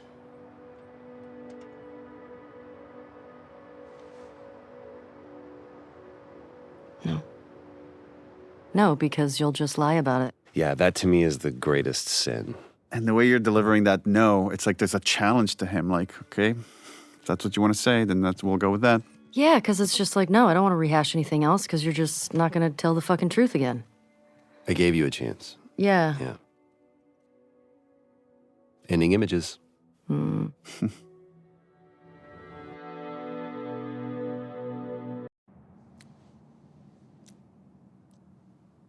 Oh, I liked your action here, Shannon, which is use your teeth to cut the thread. Yes, same.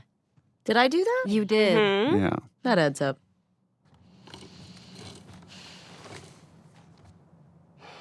There's so much survivalist intimacy in this game. He's a good guy.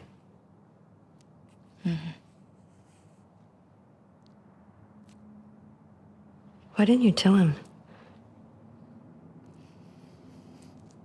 There's so much you could read out of those faces. Yeah. There you go.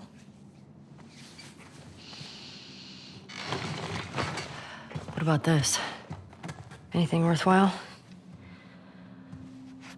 There's that fucking map Yeah, this again. is this is where the conflict starts to bubble back up between these two. It makes it so much more sad because it's like, just stick with Dina.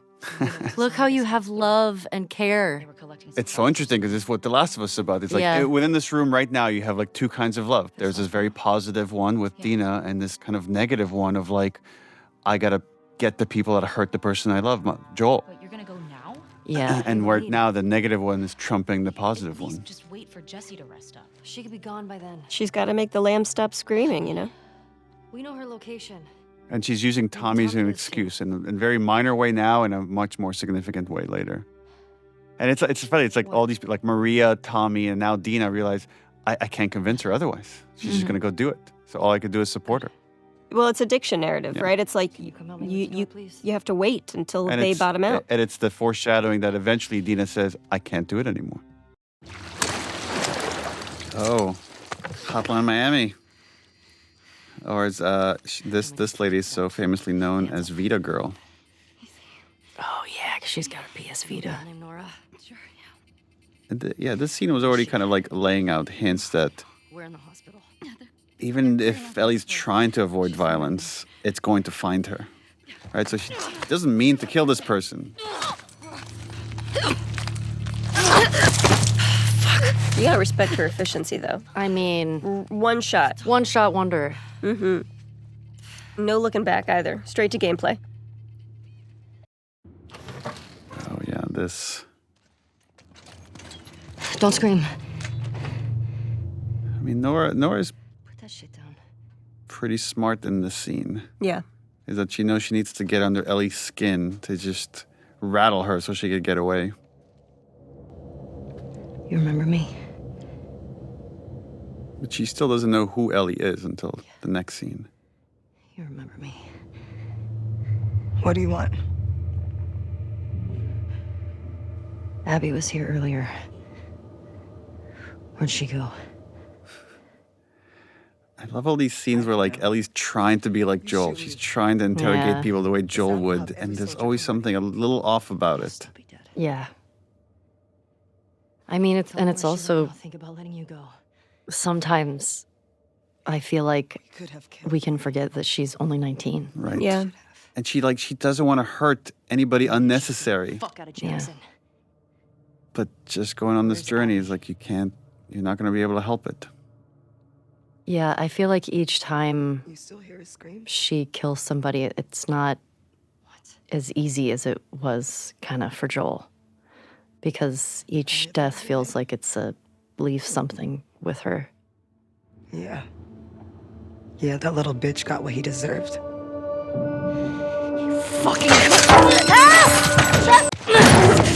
These little opportunities where we wanted Ellie to use her superpower, which is her immunity, to get out of these like precarious situations. I remember the establishing of the geography was tricky here, and like how do we separate these two characters? Yeah.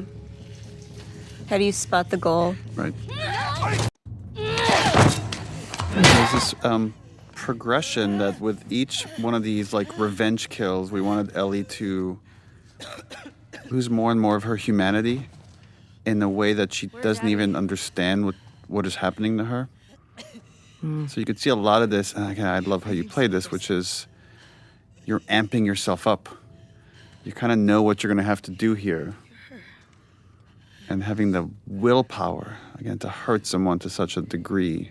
Yeah, there's a bit of a trying to stall a little bit. Like maybe there's some other way out of this. There are no fireflies anymore.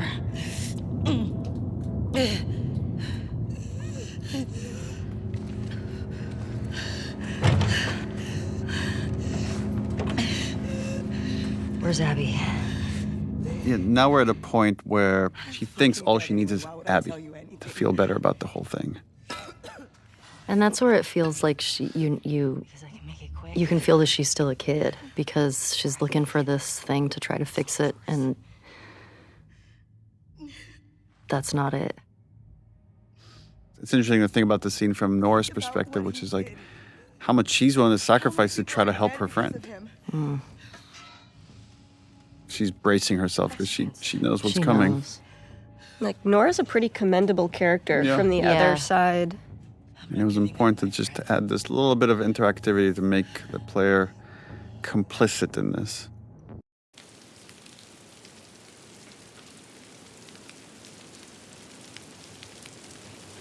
There's a parallel of an image there when Ellie goes to enter Joel's house, her hand shakes, and then she grabs the handle, and now her hand is shaking from the violence she's committed against Nora. And it just shows that as much as she wants to be like Joel, she's not Joel. I think Joel could disassociate more, just remove himself from the impact that his violence has in a way that Ellie cannot. Ellie doesn't have as much practice with it. She also has, I think, more empathy. I think so. I also think she needs it more than he did. I think for Joel, killing is practical, and for Ellie, it's emotional. Right. We see Joel in the first game tortures a couple of guys, and he just moves on. And then Ellie just did it, and it will forever change her. Yeah, that's not something you can take back. The torturing we've seen of Joel's has always been toward a productive purpose, right? It's to help or to save or to learn in a way to be a protector. And Ellie is just a destroyer.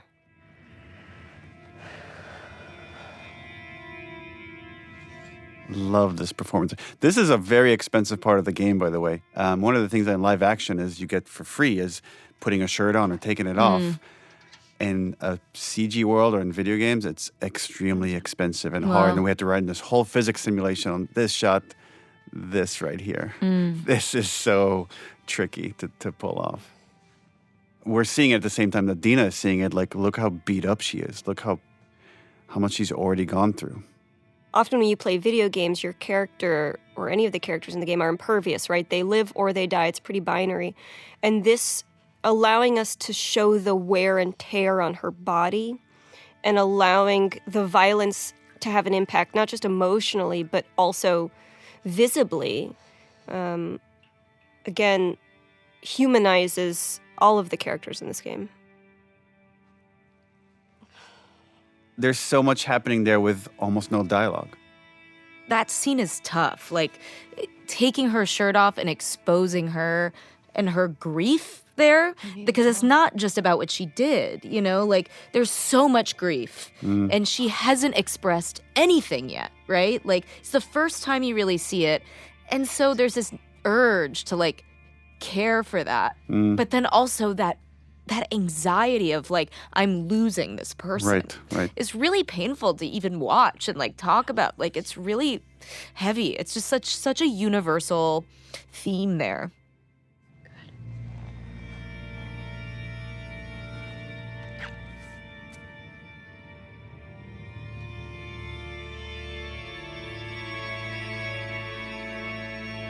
I was one of the ones. Right. Oof, yeah. And the girl.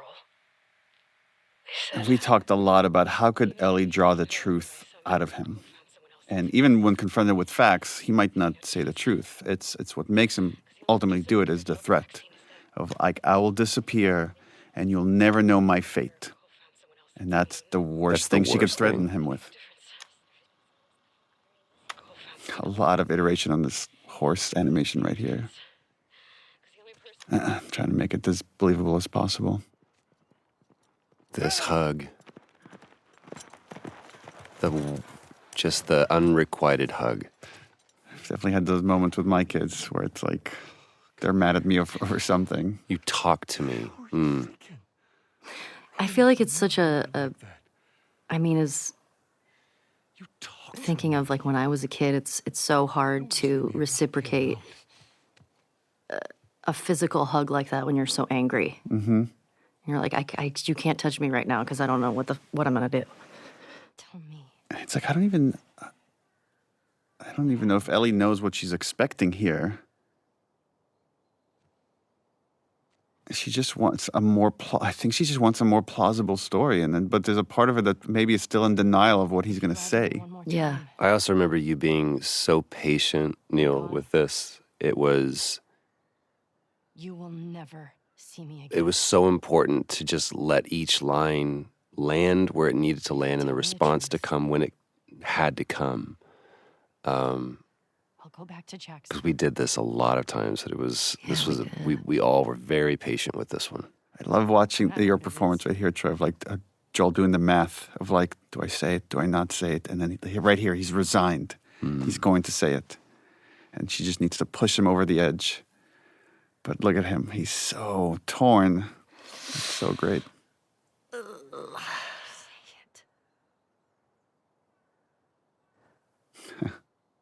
The first word is the hardest.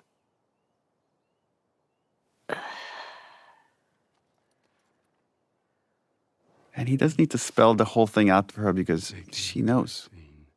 Yeah, she knows what this meant. Would have killed you.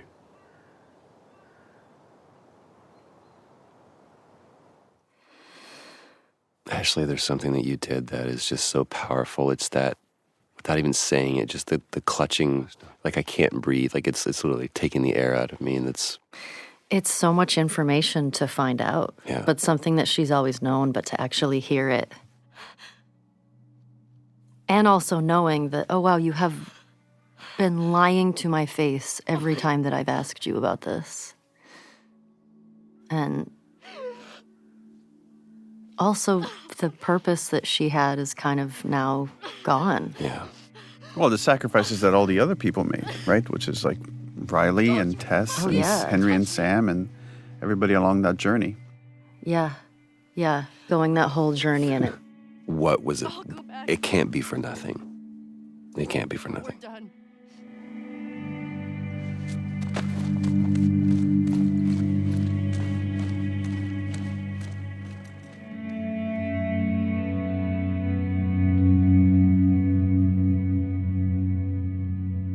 Yeah, I feel like the killing of Nora was a really big turning point. I feel like emotionally for Ellie, because, oh man, I love that part, just to see how much she's been through physically. Yeah, for me, that was one of my favorite sort of moments. Is so much in video games the characters feel infallible, or even if they take hits, they're still great, and to show that this isn't just an external cost. She's destroying herself.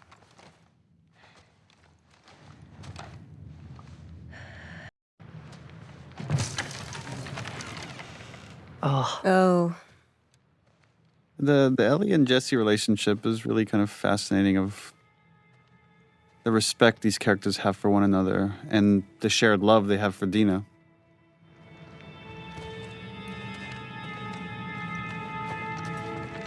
Yeah, this was a cool shot of just showing what's at stake. If we just keep pursuing this thing endlessly. I aspire to be Jesse when I grow up. Me too. Yeah. Such a good dude. She had a rough night. Also the idea of secrets, right? Characters holding on to these secrets. Like the idea that she's pregnant is a secret that Jesse figures out. Is she pregnant?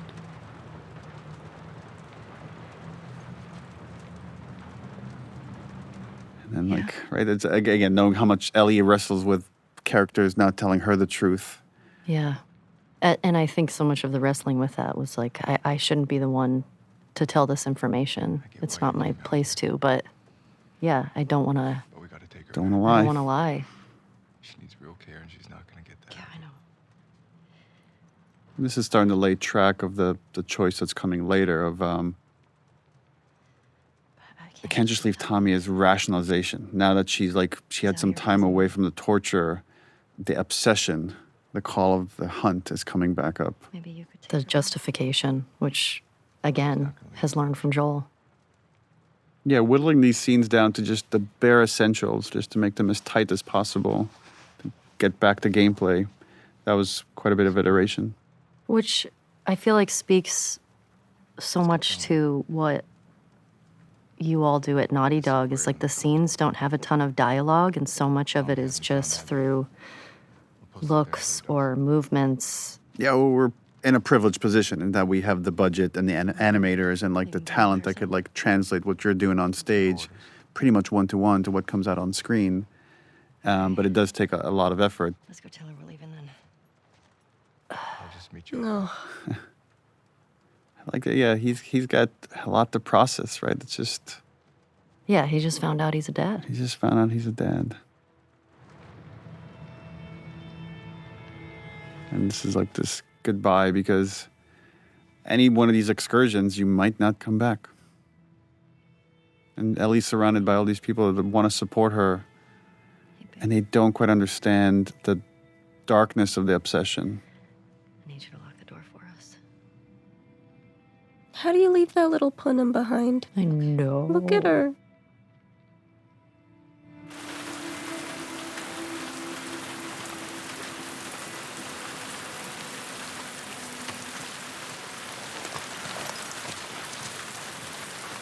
Let's do it. Your map showed the aquarium along the shore. It took forever to build this, what we call the wide, which is like the deep background, where you could see the Ferris wheel, you could see just all these obstacles in front of them. How the hell are we crossing this? We could use that road. You could see WLF vehicles on that highway. And again, when you're acting in this, you don't see anything. So then you're just kind of doing gestures, and then based on what your head is looking at, we build an environment around that. Come on. That's right.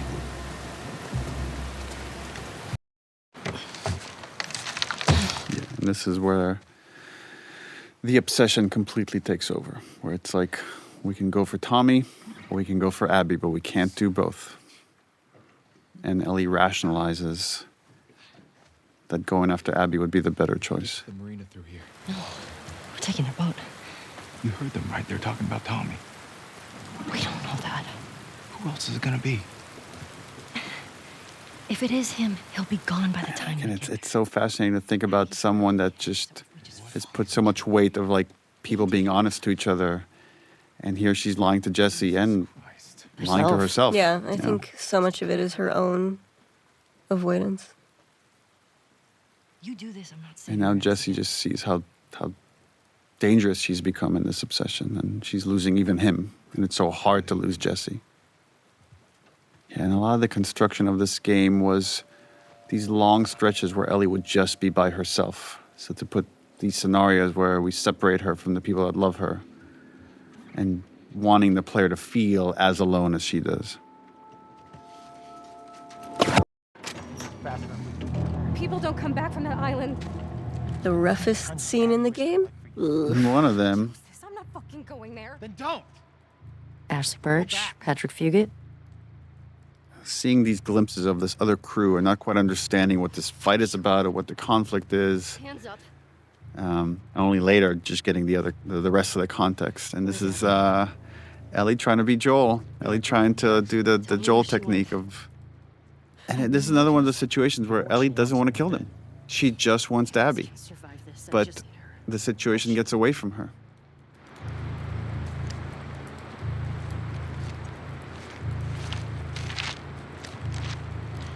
I love that she's just on razor's edge of just her emotions completely taken over. Yeah, she definitely doesn't quite, because she's inexperienced in this type of behavior, she doesn't quite have the calm, cool, and collected way of doing it like Joel did. What are you doing? Yeah, and we wanted in this exploration of, the pursuit of justice at any cost, that to show that there's always a cost. And, in the cycle of violence, there's often unintended consequences. And the idea that Ellie inadvertently kills a pregnant woman just felt like a great metaphor for that. But it definitely horrified some of the people at the studio that heard this pitch. Yeah.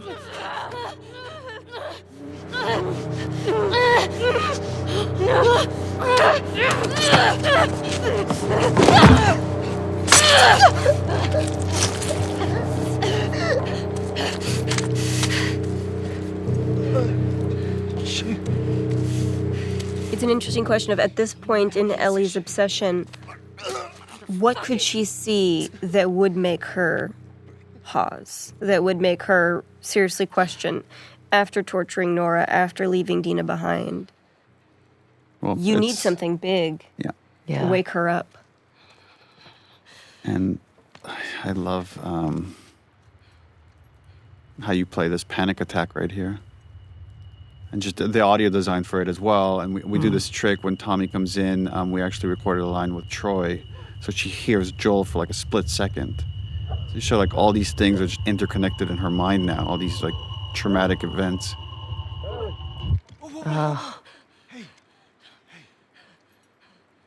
Yeah, she's not built for this. And just show what a good guy Jesse is. It's like he went and got Tommy and said, "We got to hurry and get to Ellie at the aquarium." Mm-hmm. This was another like clue chain thing we needed to do to set up for later with Abby, is the idea that Ellie has this map, and in the chaos of this whole moment, she dropped it and didn't even realize it.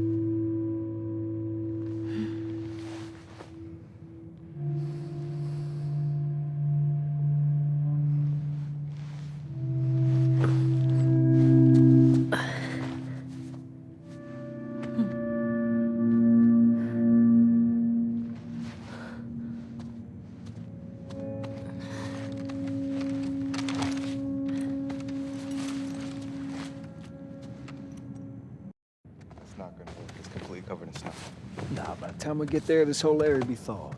Yeah, this is a bunch of obsessed characters, except for Jesse. Jesse is the most moral character in the story. What are you guys doing? That all have to accept Couldn't sleep. that it's time to go home. Come take a look at That this. it has to be okay if God is to head home via Ellen. some of them get away with it. We're in Falls City by tomorrow. We're doing good. It's like these two, they have to convince each other. Hey. They got what they deserved. Yeah. But she gets to live. So much pent up energy under that line. He's still not on board. He's like, well, There is something interesting about how, like, Ellie doesn't see living as the punishment it is. Like, living with loss is the punishment it is, even though it's destroying her. In a weird way, for Ellie, like, it would almost be... She's suffering so much, and there's no peace, but she doesn't see that enough to say, I'm okay with Abby living with that level of suffering. oh, yeah. And losing Oh, yeah. everyone she loves. Like, I've made her life miserable.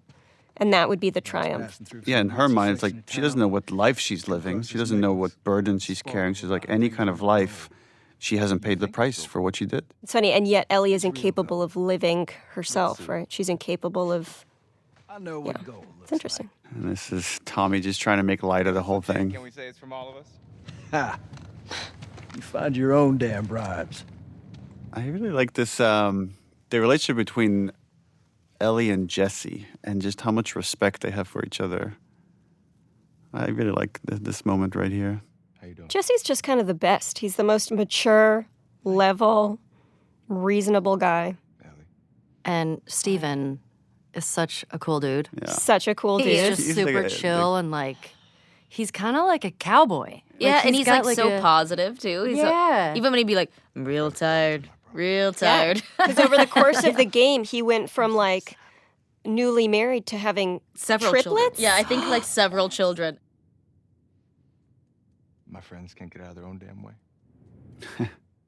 It's like my friend's problems are my problems. Like, and he puts everybody else over him. He would have been a great baby daddy.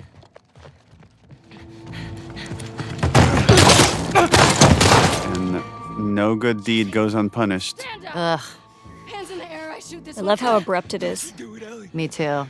Get out of here. Stand up, now. Don't you fucking dare. Shut the fuck up. This is one of the few scenes that Ellie and Abby are together. And when we're making the game, it felt like we were making two very separate games with two different casts of characters. And then when they combine, it was such a strange feeling. Toss your weapon. No. I know why you killed Joel. He did what he did to save me. There is no cure because of me. I am the one that you want. And she doesn't get it. Just let him go. She doesn't know what this is about. You killed my friends. We let you both live. And you wasted it. Cut to black. Dad? Baby Abby. You can tell because her braid is so much shorter. It's interesting in hindsight now watching how when players do this, they think, oh, I'm just going to get a little bit of a glimpse into who she is. They don't know yet. You're only at the halfway point.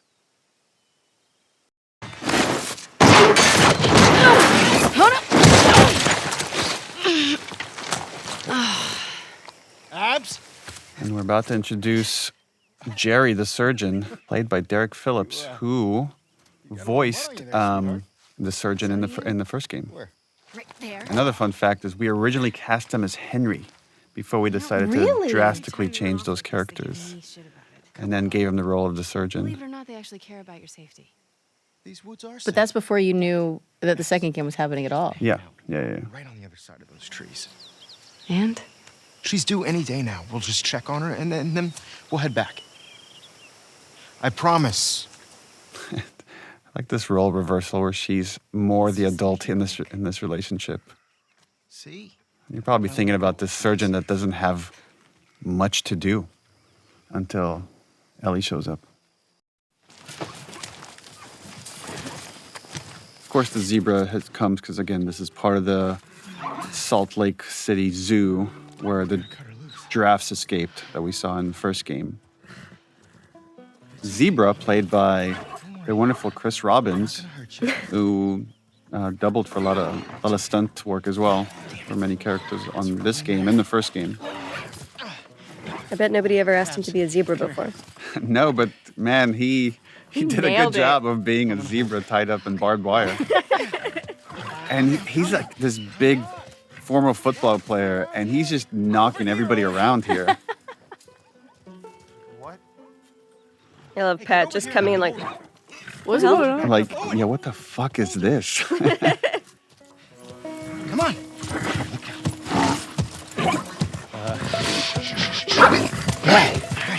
You got it tight? right, and then this was originally a mini game where you had to cut the wires off of the zebra. We worked on it for quite a while, and just We eventually. did. That was a long scene of, okay, now hold still. Yeah. Right there, that little slip in the mud. Again, that's hand animated. What the fuck? And then it's like, again, it's like the dad is acting like a child. Come on. And this was a stitch point because, again, the volume can only take you so far, and those stitches can be really tricky. But it was important in this project to always go outside the volume and just not make you feel. A lot of games, the performers could feel really constrained, like they're in a box. I wanted it to feel freer than that. The one Marlene keeps talking about. They found her in the tunnels. She has an old bite mark on her arm. No signs of infection. That can't be. They're already running tests on her, but you gotta get down there. Now there's like this glimmer of hope with Ellie and revealing that we're in that same giraffe location. All this beauty and wonderment happened in the first game.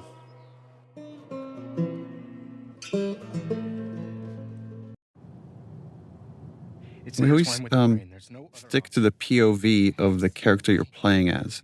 So this was like why we're coming into this conversation late, is because you're hearing it when Abby hears it. She's a child, not some petri dish. You Merle Dandridge. This was my first day meeting Merle. And you're okay with killing her.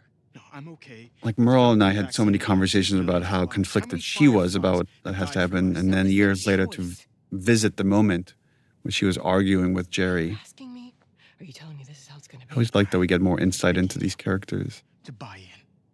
And what if this was I like seeing Marlene advocate for Ellie behind the scenes because Yeah. she's so resolved in the first game and the show, and to see that actually privately she was advocating.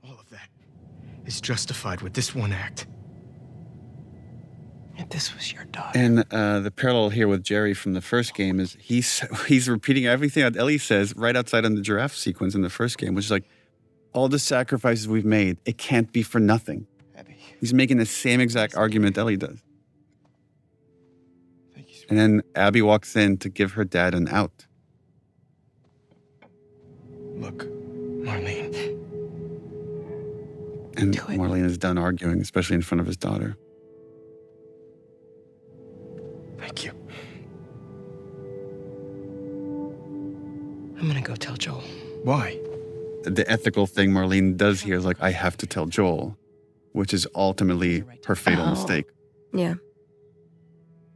I guess Jerry's fatal mistake too, but he allowed it to happen.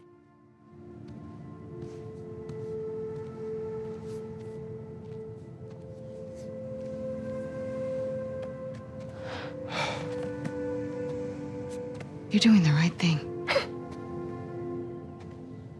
She sees how conflicted her dad is, and she tries to tell him it would be okay. I would want you to do it to me. And he can never admit that he wouldn't. You don't think so? Well, I think he would. that's what I love about this. It's like, but he never says it. Yeah, he just kind of has that look of, Maybe he's just glad that it's not her. Yeah.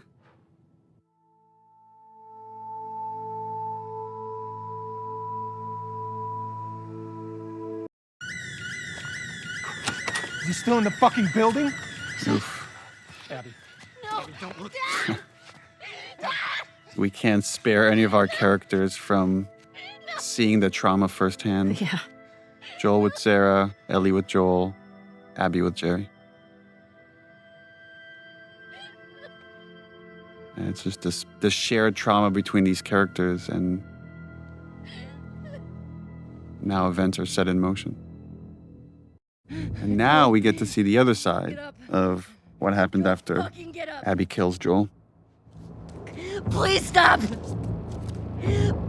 Please don't. Forget again, this is such a collaborative process. I don't even remember where some ideas come from, if it was editorial. I think it was editorial. Yeah, but to see the scene again from Abby's perspective and now get the fuller context, which is the whole concept of this game of like, you have one notion of how things go down, and then we give you more context and make you question your initial feelings about it.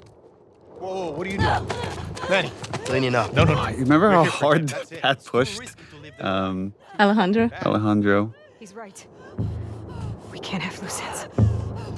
Yeah, we killed them. Dude, this also good, but Pat specifically would just kind of lose himself in these moments. Fuck your face. You should have been guarding the upstairs like I told you to. Move! Back up. Calm down. Or what? Back the fuck up! Calm down! Now then! You shoot me? Stop! We're done. There's your fatal mistake. done. Not cleaning up your mess.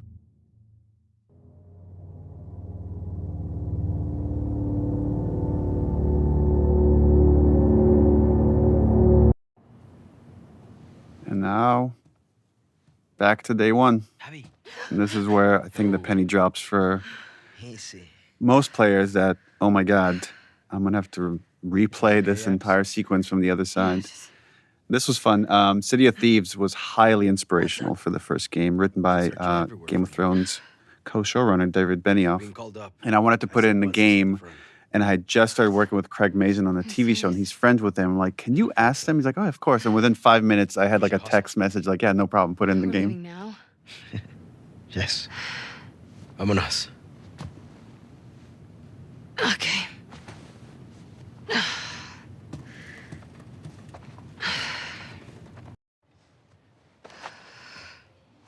I love that Abby and Manny are roommates, that they're just bros. Gender means nothing. It's crazy because we were filming it. I always thought of Manny as this like really fun loving. He is. He's this really fun guy, right? I hadn't even like registered the fact that he had in that scene, like he had spit on Joel. And so when I played it and he had done that, I was so angry at the character that it took so long to remember that he was a cool guy. A cool guy. Why would it be up to Owen? The irony that Ashley Birch, who plays Mel, has to play pregnant, while you, Laura Bailey, were pregnant.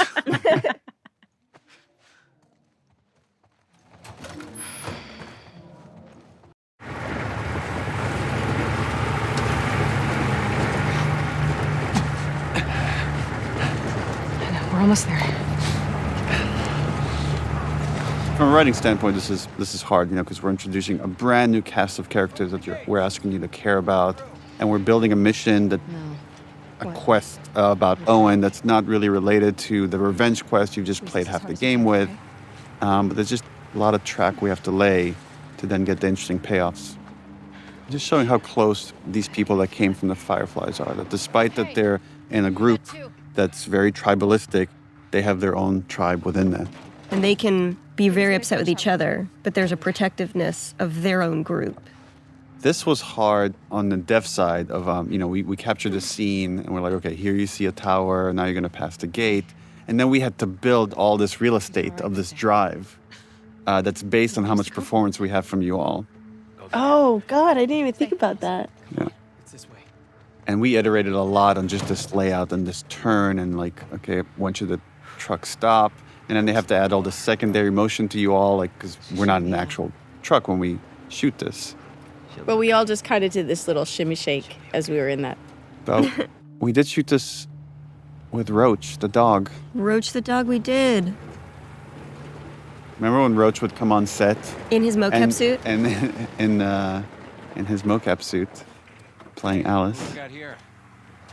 And the whole set would just... Right, fall in love just with take Roach. Pictures, just take selfies with Roach. That's seriously, Roach days were just... They were the best days. They were the best. I don't trust him.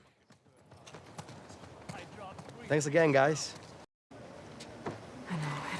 Neil, do you remember there was originally a storyline where Mel was actually closer with Jerry because they worked so closely together, and there was some level of contention, historical contention between Mel and Abby for his affection. Right. And we scrapped that because Mel needed to be so likable because she's such a hindrance to Abby's happiness. I'll just be here, relaxing. Nora, have you had a chance to relax? I'm shipping out to the West Side Hospital in a few. Orders out.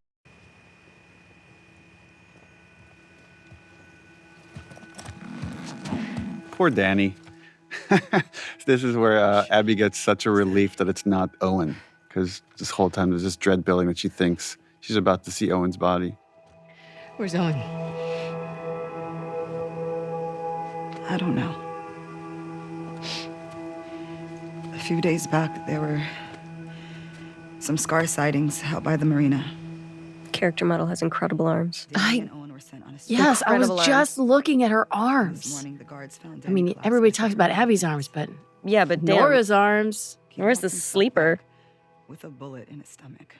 In this scene, we finally establish what's about to become Abby's next goal, which is rescue Owen. And we come back to the theme of this this series, which is love. But he gave me that fucking look, and then he told me to keep quiet about it.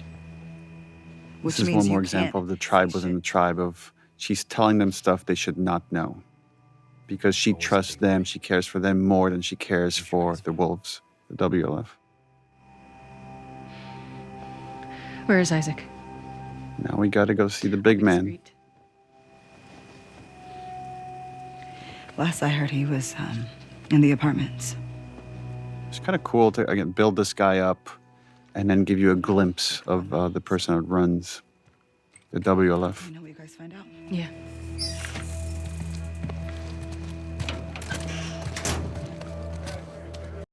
Hey, Abby. We need to go up. Isaac's in there. Oh. This was another one of those sequences where we didn't want to be confined to the volume. If I remember correctly, we mapped out with tape on the floor of like this floor. Then you go into just a marked area that's going to be the elevator, and then you come out, and the whole place is marked differently when you're in Isaac's suite. Sir, Abby and Manny are here.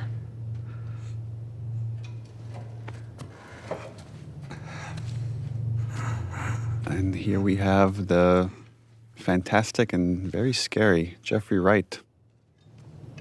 Don't let him fall asleep. There's a dehumanization that happens when you're in conflict with another group for so long, and there's so many like retributions that they get to a place where you can't torture them because they're so dehumanized. And we get to see how easy it is for Isaac now that he just sees them as pure enemies.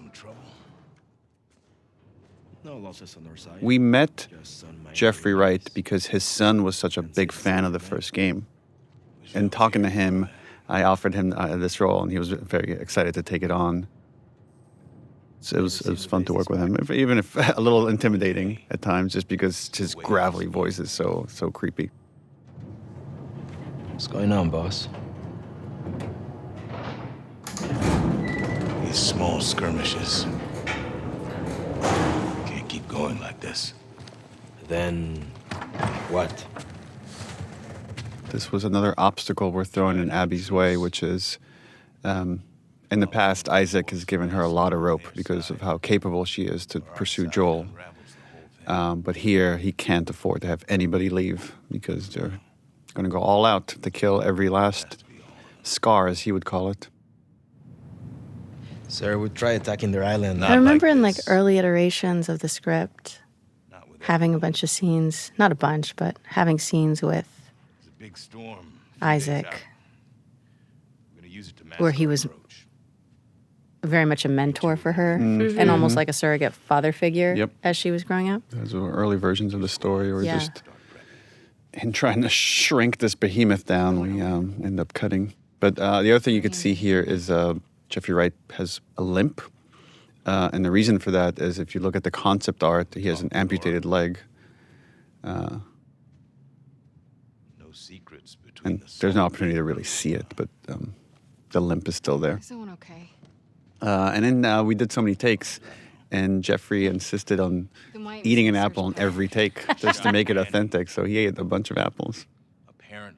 To Laura's point, we wrote scenes. I remember drafting scenes where he's coming in as trying to be sort of a Tommy, like a father figure after she's lost her dad. And you come to realize how intimate their relationship is, but it's something that she will very quickly give up in the face of Owen being in trouble. And as soon as she connects with Lev, again, she's willing to give that up. But couldn't do it for time. You get little hints of it because I feel like our relationship in this scene, you can see that he's given her things in the past. She's used to being able to get her way. And that one line, the way he lives it, like, stop gossiping about it. Like, the idea of that you guys need to stop, like, being this, like, Salt Lake City crew. You're part of a bigger group now. Yeah. There are things more important. And we'll get to the bottom of it. And even here, he's, like, saying, when the time comes, we'll do what's right. Yeah, at this point, you find him to be, I think, torturing aside, like, he's a very fair leader with her. He's given her a lot, and then now he expects her to step up for ultimately, a 3-day assault. The way he behaves, again, this is like we're on a broken record, which is he loves his people. He's going to go commit atrocities because of how much he loves the people that look up to him. He's going to burn a village filled with children. Right? No way Owen killed Danny over some scar, right? What? No. Abby, don't. I'll be back by morning. You just gotta cover me till then.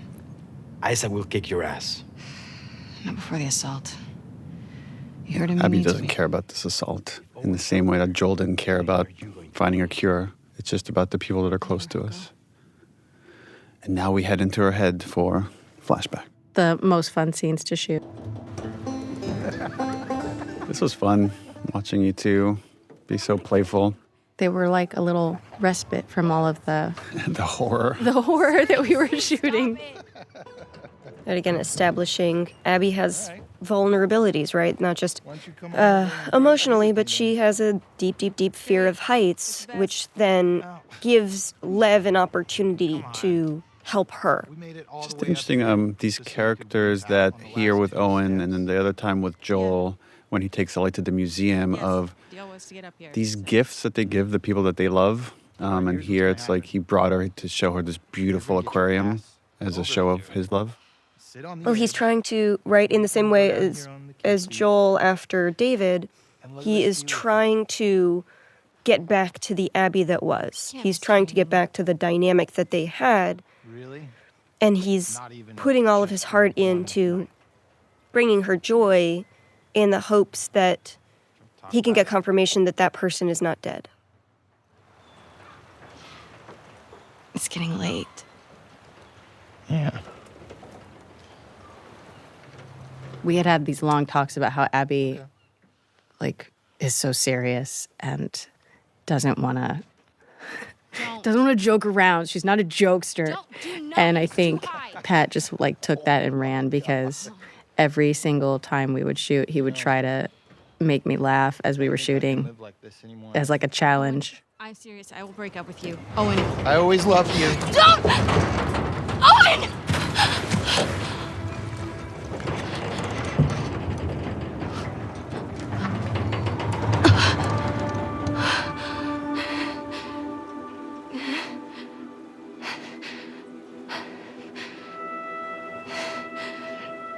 Oh my god. Oh my god, oh my god, oh my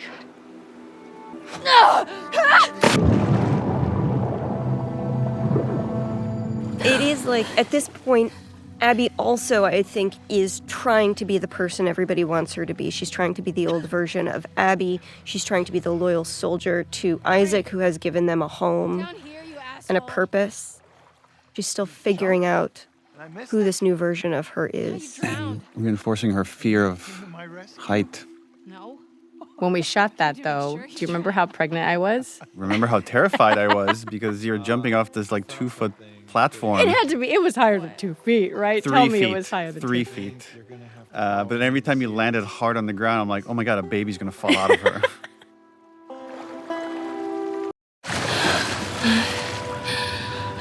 This was like a nice, short and sweet little cinematic. Also a fun thing to shoot when you're like coming up from underwater.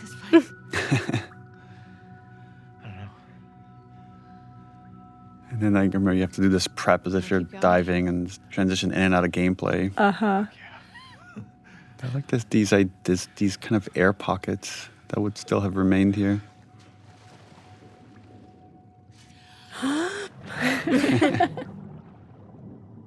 As you held your breath a lot while Yes. shooting some of these scenes. I love the scene. Yeah, this whole sequence is for this scene. Like, but poor Owen loves Abby so much, and she's just so stuck with this, well, grief, I guess, that she can't let go. The injustice that she can't let go. You could argue that what Owen is going through is a smaller version of what Abby is going through, right? Like, he's in love with this girl. He's fixated on her. He's ready to go on this journey with her and risk things for her, and all he wants in return is a little bit of love. And she just can't. She can't. This is just, she's not the person she was anymore. It's this notion that somehow, if she's happy, she's disrespecting the loss of her father. Yeah. You want me to slow down? No. She can't allow herself to be too happy. Is it this? And he's still trying to make light of it. Look at him. He's so cute. We're disgusted by it. Patrick Fugit is a very charming man. Very. I'm sorry. Don't be sorry. Talk to me.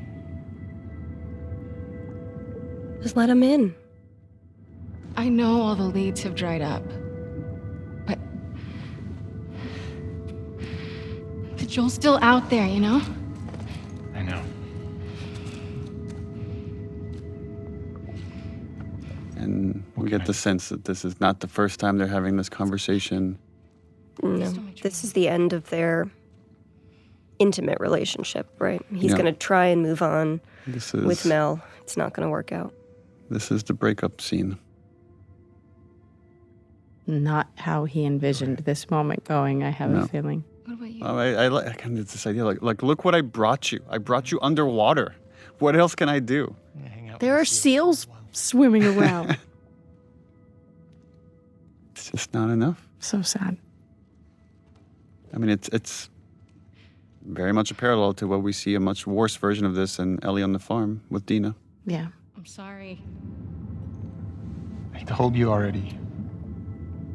Don't be sorry.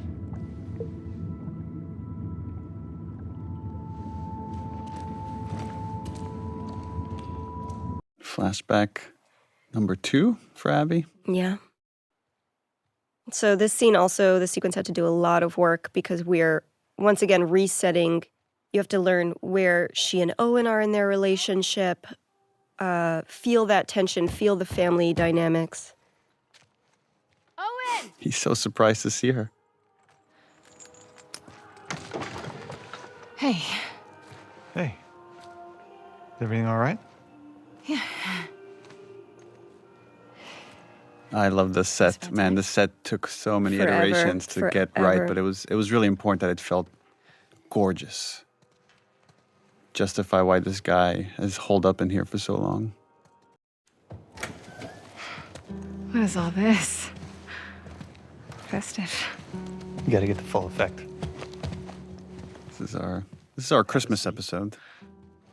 Take in that view. A thing you might not appreciate until you sort of really play this is this aquarium had to meet so many different needs because it's in so many different Right. levels. And so to make sure that all of those could work together was painstaking, especially for the layout designers. Yeah, try that.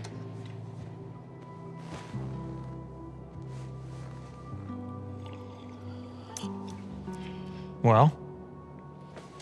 The view is nice. Oh, whatever. Philistine. You want me to lie? Yes, obviously.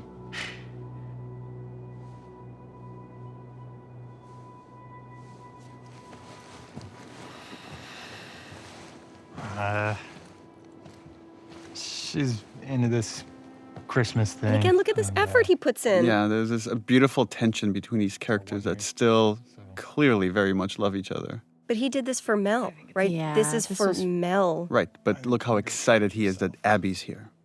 I know. He's trying to move on. I doubt he's this excited when Mel's here. Poor Mel. But I think Poor he Mel. wants to be, right? I think he Yeah. wants to move on with Mel. He 'Cause knows he's- she's inaccessible. Well, yeah, Abby's a dead end.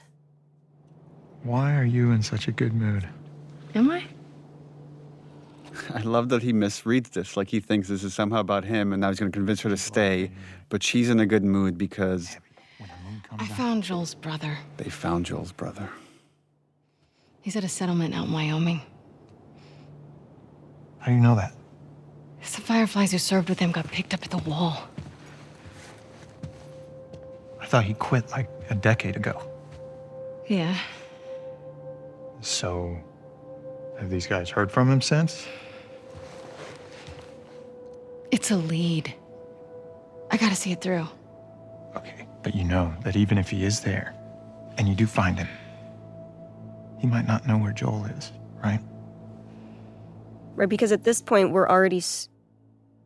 Canonically, he's already starting to have issues killing scars. Everyone's on board. And we're not really talking about it, but there's some track getting laid.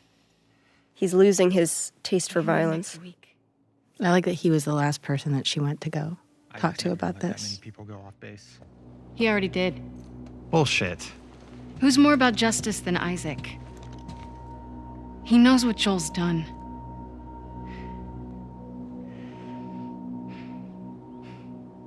Hey. We're doing this together, right? I love that look. It's like, you promised me. If we get like any clue, you promised me. He doesn't want to be the last holdout. But he's like Jesse. He's never not going to go if his people are going. Oh. The Paris sequence. This scene. Oh, yes. Was this one of the first things we Yes, shot? yeah, because it was for Paris Games Week. Paris Games Week, yeah. Mm-hmm. We shot this way in advance. I think it was like a day or two before we shot this that I'm like, we could do this all as one shot. And like I had sketched out like these kind of storyboards real quick, and then came up with this hazy plan with Matt Neapolitan, our cinematographer for this game. Like take after take of getting dragged by your arms. This was another one where we actually strung Laura up with, we had like 2 ropes, one that was around your neck to just give you a little bit of tension that you could lean into as much as you wanted, and then another one that held your body up in the air. Yeah. Oh, but man, this was so much work, and like we scrutinized the tiniest details in the scene. When this came out originally, people thought that she was Anna. Anna. That she was Ellie's mom. We were watching the narrative of how Ellie came to be. And these seraphites that at times you might feel sorry for them, and you see them getting tortured, And then see that, you know. Oh, wait a minute. Here, the lead Seraphites in the scene is played by Emily Swallow in just Small World. She's of Mandalorian fame, acting along Pedro Pascal.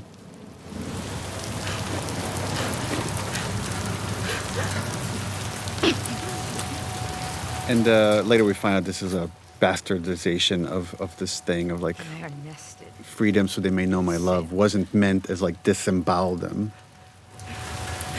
Free them, that they may know my.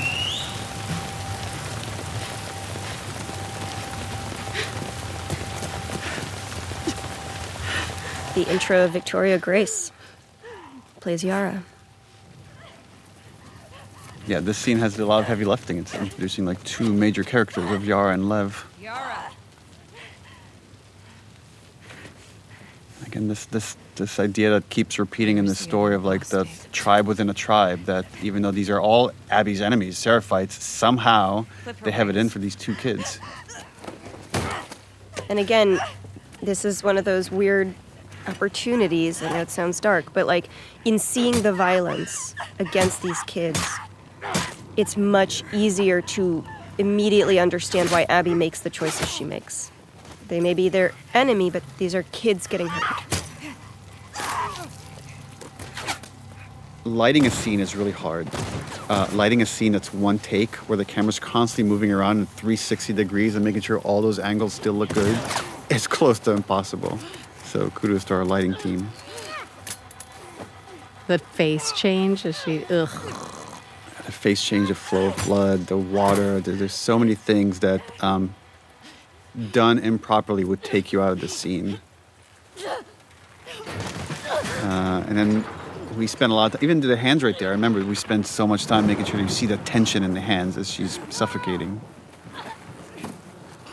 The shirt, and make sure the shirt felt wet and it's sticking to her skin, and it's a little bit translucent because it's wet. That's the kind of detail that Naughty Dog is crazy about. Demons are coming. So this is the introduction of Ian Alexander, and a fun thing to watch as you watch his face throughout the game is, I think it was lead character Ashley Swadowski came up with it, but if you look at his scars, one of them is a little crooked and wobbly, and the idea that like you see there's physical representation of his hesitation in this religion, even on the scars on his face. And yet, I think the beautiful thing with him is that he remains a believer all the way through. Yeah. His faith partly saved him, right? Because he saw the beauty in the intention.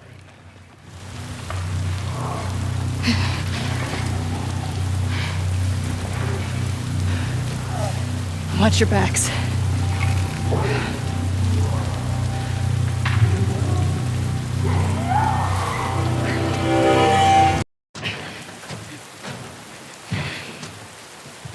Lock it. Another scene that just, I say this over and over, but it's Such beautiful, soft lighting. Right, and so at this point, they've worked together for as long as they need to, but they're off to go on their separate missions. They don't need to be friends. Come help me with this. That taking off of the shirt is so hard. I can't tell people how hard it is. The raindrops against this window were difficult. My high school friend has become a renowned plastic surgeon, Jacob Steiger. And he gave me some advice here on this injury and what you would need to do to treat it.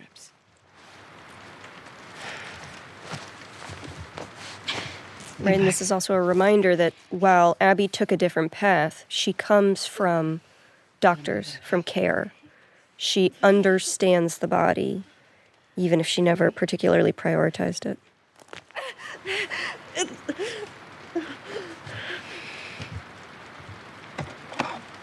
Victoria and Ian were great in this. Just how Ian has to play both being scared for his sister and just angry at this wolf that he has to work with.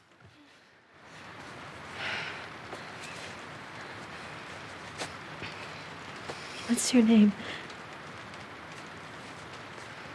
This is a recurring theme throughout both games, that the idea of giving someone's name is a way to show you trust them.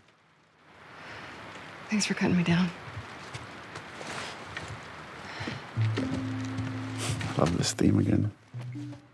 I like the conflict of leaving them, knowing you're dooming them. Oh, this is... She thinks, I'll give them the warning and that'll be enough. Sarah gets a lot of traffic. Whatever shape she's in, we need to get out of here by tomorrow. I don't need your fucking help. Look at the lighting on the hair. This game is still very impressive.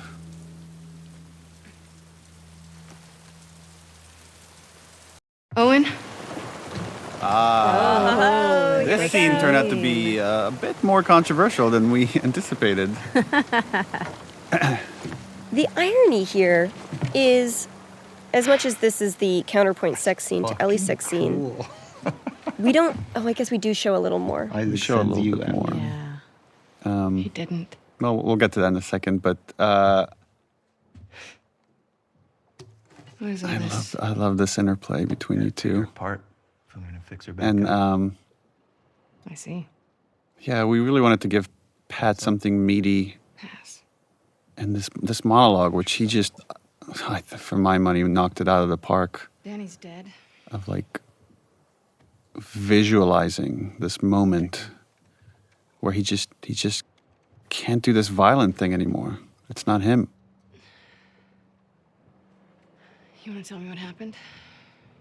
I like that she's been strung up and beaten and almost killed, and none of that's important right now. Camp. It's just a couple scars and... I just got to come in and sit down and watch him work. And he goes down, and his weapon's right And this there. idea of the tribe within a tribe, and He doesn't go for it. there's no secrets between these two. Instead, he turns to me. And he's old.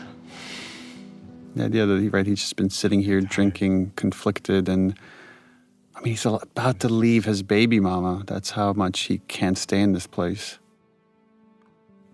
He feels like he's losing his soul.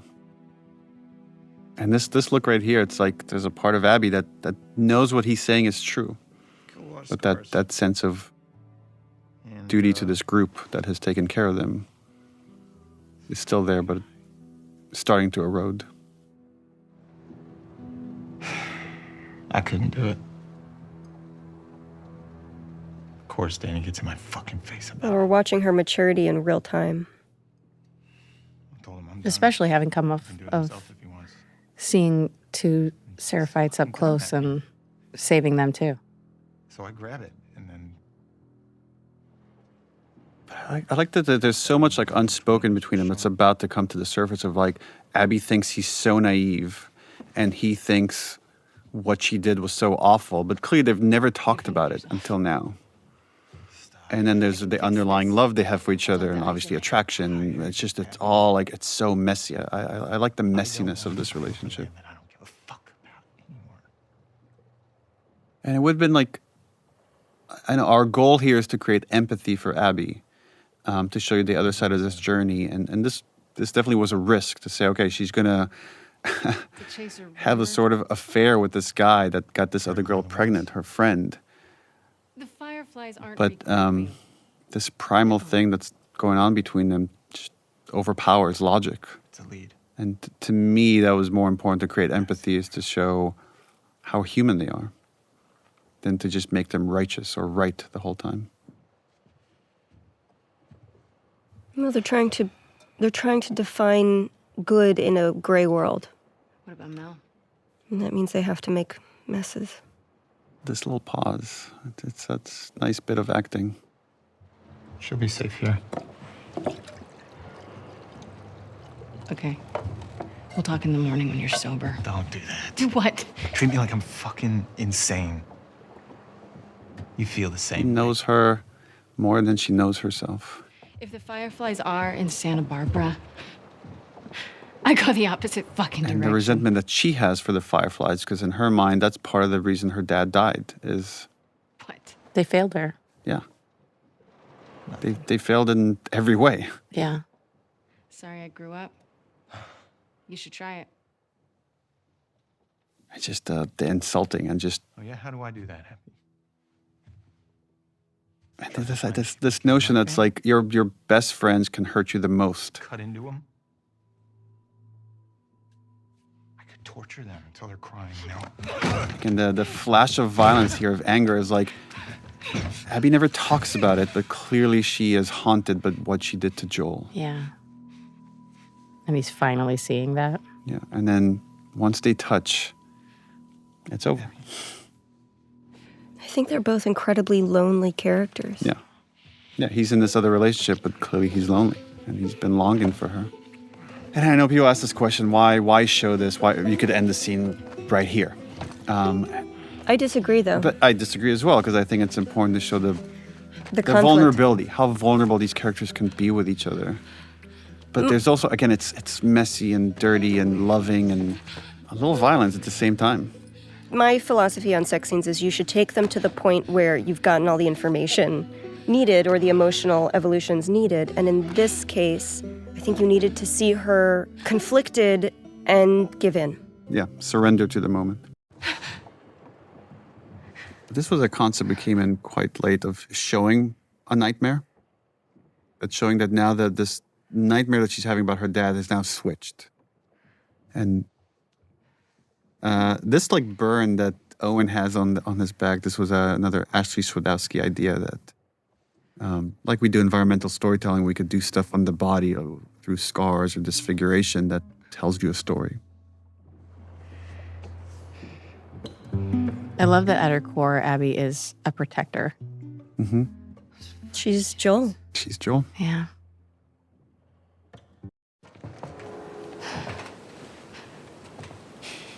Right, so now the dread, she's too late. Don't come any closer. It's me. I like the change that Lev goes through here. Like, he's relieved to see her, and he's ashamed that he hasn't been able to protect his sister. I really like her trigger etiquette. She took her finger off that trigger as soon as she heard his voice. Classy. Good job, Laura. Good job, Laura. There's this little bit of storytelling of the jacket on top of her, that now she's feverish.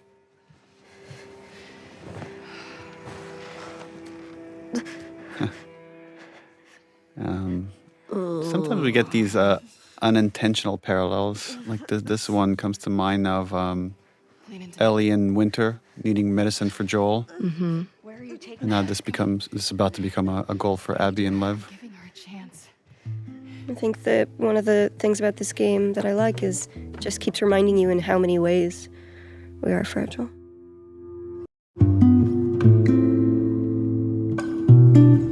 Owen! This is one of the things I did for Owen! training when I started working out for Abby. My husband Travis got me a 100-pound sandbag. Have to carry. And I had to carry it. Oh, damn. And then I got pregnant. Put the phone down. It's okay. This is a neat moment, right? These dogs have been trained to like tear scars apart, and now they're here. Lev, lower the bow. It's okay. Abby, who are these kids?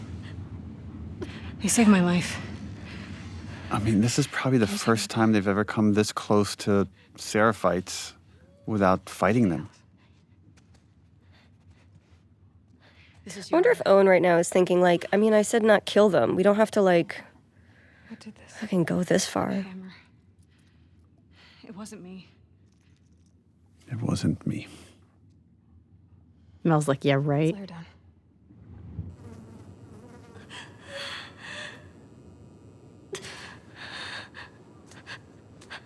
I don't know, it doesn't look that bad. It's just a little pink. It's just a little tan. smooshy. Yara. No. I was gonna clean it and try The resetting. bone's shattered. Like, there's a moment here that I always find funny where, like, Owen tries to suggest, like, just cutting it and burning it. What does that mean? And Laura, you make him feel like an idiot. It has to come off. She's a soldier. You can't take her arm.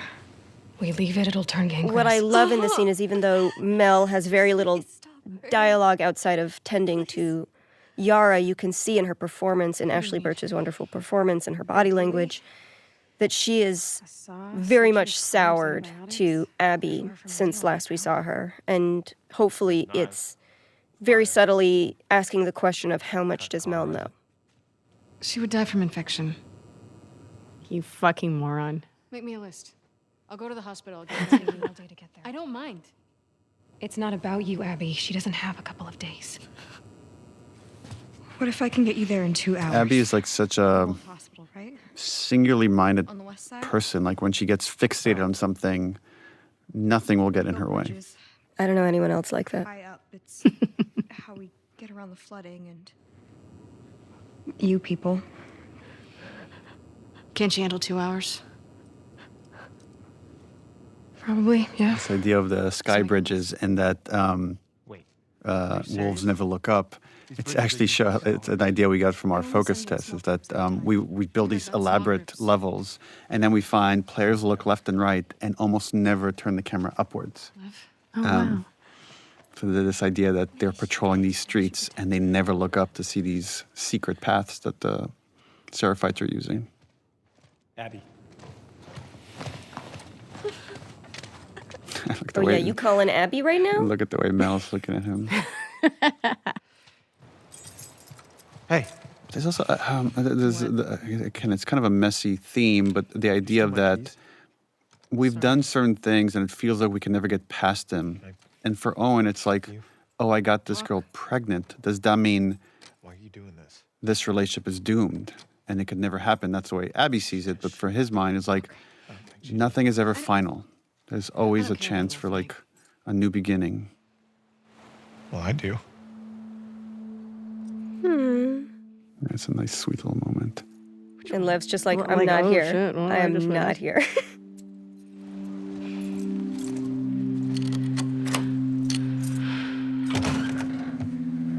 Yeah, there's so much unsaid that, again, we have the privilege at Naughty Dog being able to capture such small nuances of your performance that we don't have to rely on dialogue as much.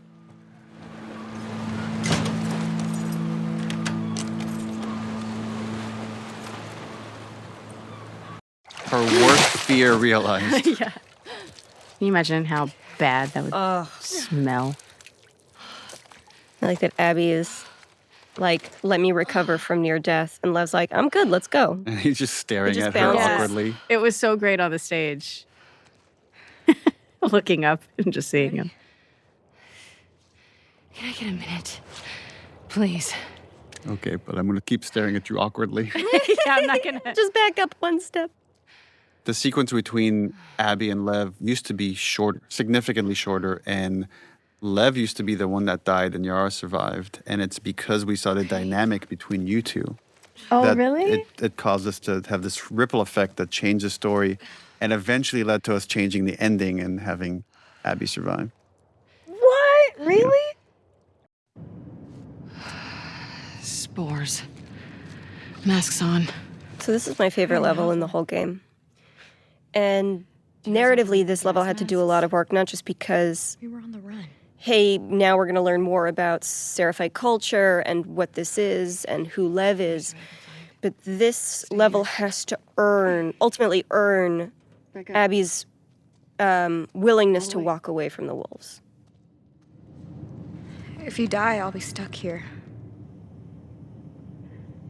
We better start praying I make it. She has to build love. The banter that's forming between these two characters. As they get more comfortable with each other, they're okay insulting each other in this funny way.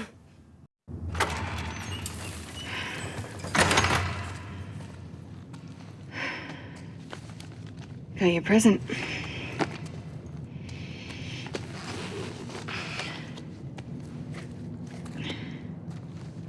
Here.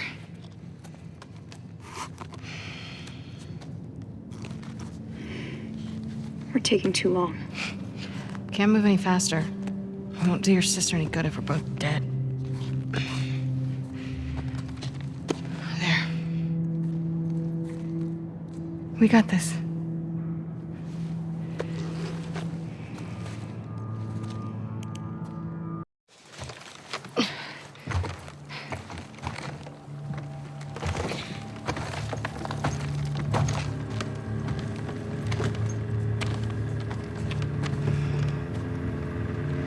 This is as far as you go. But wait, why? Because they want to kill you. I like that he has no idea what backgammon is. What's backgammon? It's an interesting dynamic because he's been so secluded from the world. He knows even less than Ellie did in the first game. Just makes you think about, like, you know, if we were to come back years later, people that would be born years and years later, like, just the world we know seems more and more distant.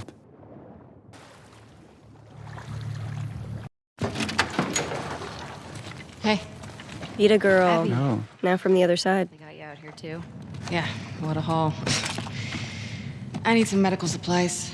Can you put me where I'm supposed to? Abby, just checked in with Isaac. He wants you back at the farm. Let me talk to Isaac. Talk to him in person. You're going back for the next shipment. You're fucked. Yeah. What are you doing? She's been AWOL. Trying to look confident, though, you guys. Tell by my body posture. Give me your hands. She's not yet willing to Fight them. She's surrendering to them. They're not her enemy yet. Just staring daggers into his face, though. Like, are you really going to do that? Hey! Hey! Let me the fuck out! God damn. You're gonna dislocate your shoulder. Chelsea Tavares I never thought I'd see you on Isaac's bedside. did a really fantastic job as Nora. It was important that all of you had really good chemistry. That's just, you have to sell years of friendship in very short scenes. I need some medical supplies. Why? What happened to him? And again, this just myopic focus. Compartment syndrome. Bashed forearm.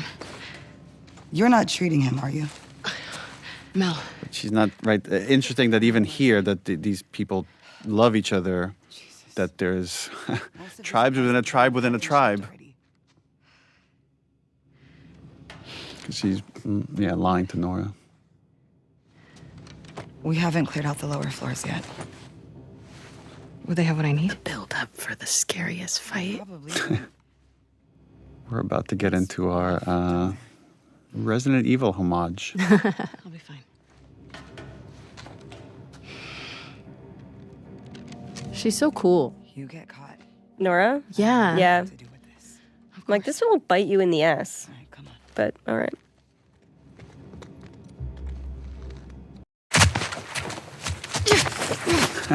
Like that she's ready to pummel whoever it is that grabbed her.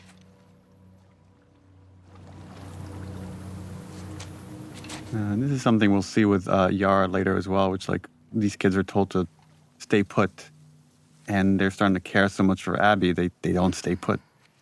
They're all looking for you. What did you do? Nothing. I told you to stay put. I couldn't. Your friends are all over the place. I really like the glue that happens between this scene and the next, and showing this river rapids ride, and it has very much this apocalypse now feeling that you're cruising through a war-torn area.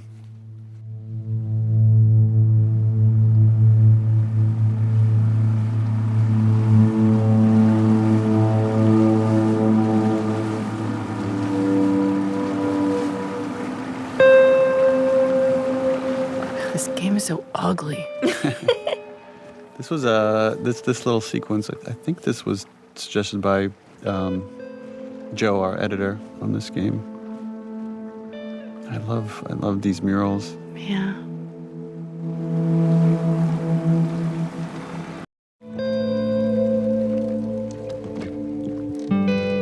Sometimes these like kind of connecting shots I find really beautiful. Just giving you a little bit of a gap in time.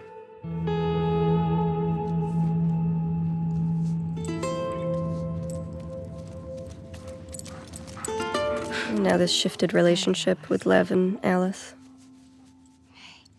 Oh yeah, and And Lev's it's just like- been taught to fear those dogs. Right. They just rip them apart.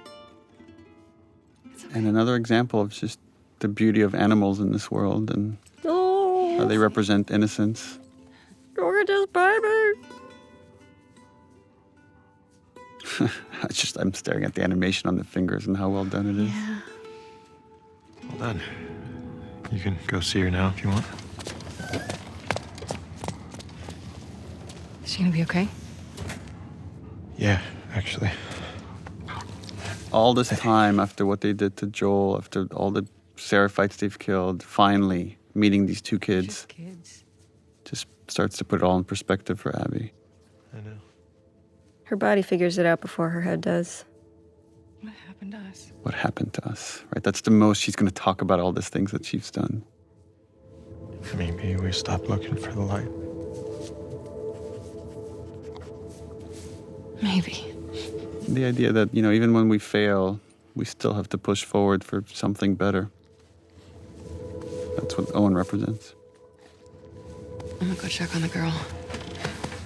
Okay.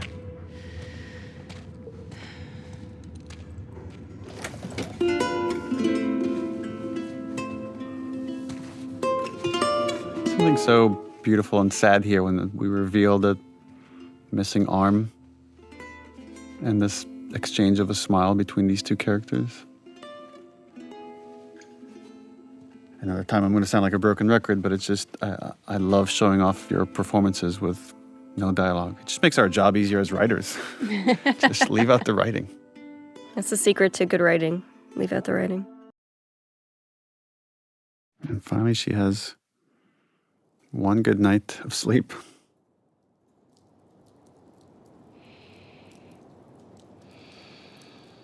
Yeah, but consciousness is about to slap her in the face.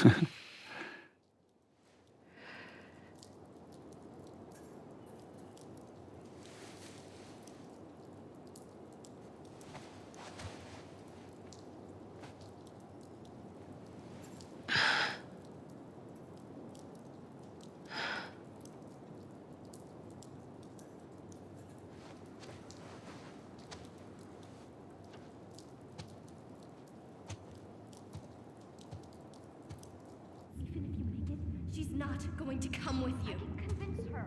We broke the rules tonight. That's all she'll care about. Owen? Just me. Oof. Yeah. Like that Mel doesn't even, you're not even worth my time to talk about it. Changing Yara's bandages. But then she snaps. She's so powerless in this situation. What are they fighting about? Fuck you, Yara. I wouldn't leave you behind. Oh, and this was a fun Love beat doesn't because he did just learn how to say fuck you. Owen invited them to come to Santa Barbara. That is very Owen. She's trying to be jokey and connect with Mel. Talked him out of going by now. hoping that she doesn't know. Right. Actually, I'm going with them. But not if you come. Oof. What? He may fall for your little act with these kids, but I don't. There's nothing to fall for. Isaac's top scar killer suddenly had a change of heart. It's such an insult, right? But it's like, she probably deserves it. But the idea that she's only being nice to these kids to earn favor with Owen. You're a piece of shit, Abby. You always have. It's so sad that she doesn't fight back because she probably agrees with her. Oh, fully. Fully. Well, I think Mel is also calling into question, like, can characters change? Can people change?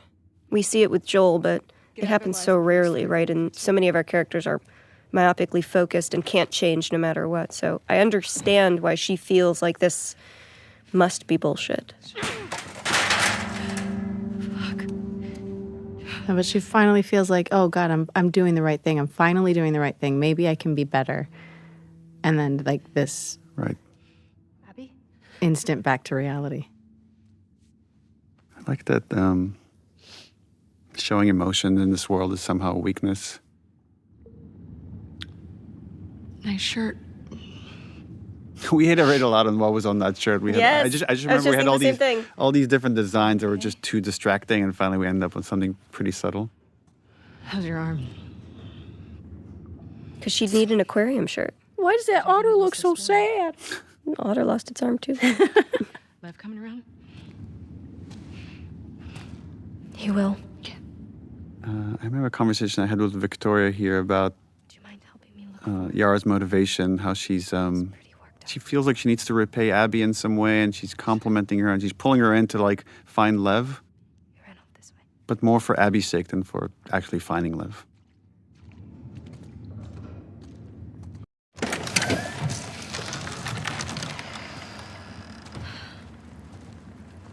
Oh, this was a tough one to write.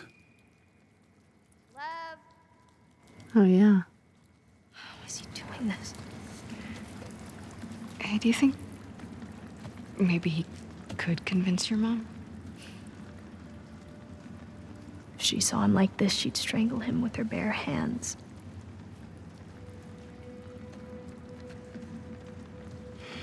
The conflict between love and duty, of like the love a mom should have for her kids and the duty she has for her religion. I heard some of your people calling him Lily. I like here that Yara is the practical one. She sees the world as it is, and she sees the consequences as they are. And in some way, in another universe, she and Abby would be wonderful enemies because they are both strong, myopic soldiers, right? But for Yara, the risk to Lev's life is worth giving everything up. I told him he had to keep it to himself. And the guilt, right? This guilt here. I was hoping he'd snap. No, it's that it's also Yara has greater love for Lev than their mom had for Lev. That this moment that she's describing here is what made her lose faith. One of the men was suicide. And we don't talk about it, but I think the difference that I see between Yara and Lev is that Yara has lost her faith, and Lev has just refocused it, went back to the origins, to the writings, and sees how it was corrupted. So stupid. This is another one of those scenes. I thought Victoria here just knocked it out of the park. Yeah. Yeah. Why don't we find something to cheer him up? I like these in these action games, sometimes having a goal of like, oh, let's find a toy to cheer up a kid. And that becomes your gameplay objective. What about this?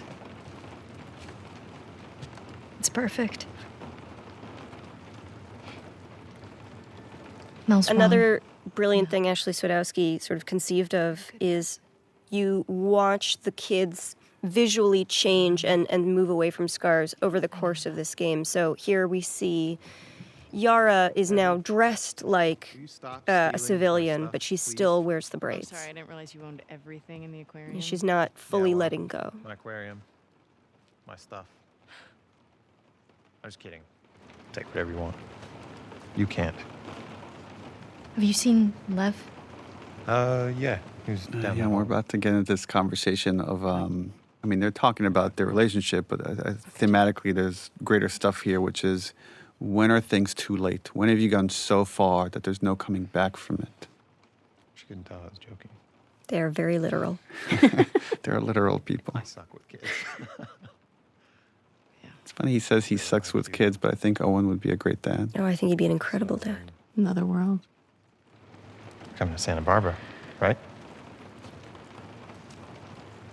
I can't. Why?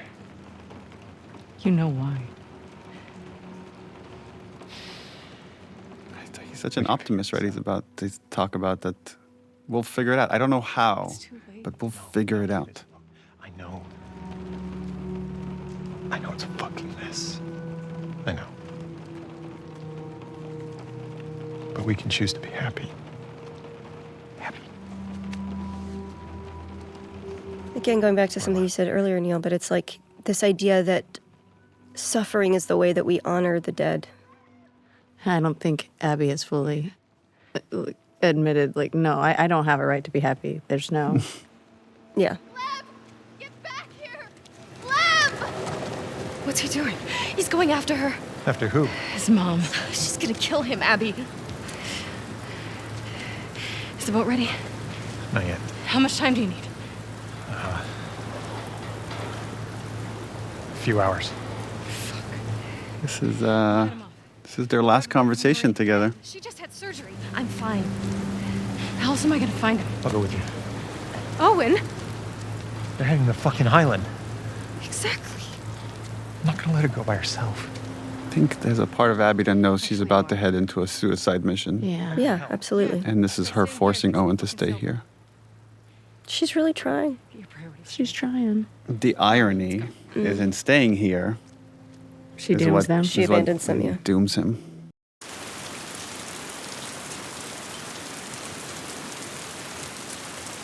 I don't know when it is in gameplay that you realize, like, oh God, I killed them all as Ellie. You know what I mean?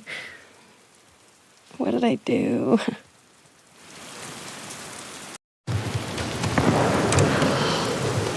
Is that a sniper rifle? Uh-oh. Stay on the dock. I'll go get a boat and pick you up here. No, I can help. Not with this. Girl, you have one arm. She is so tough. She's badass. But yeah, Abby doesn't want any more blood on her hands. So just like with Owen, she wants Yara to stay behind.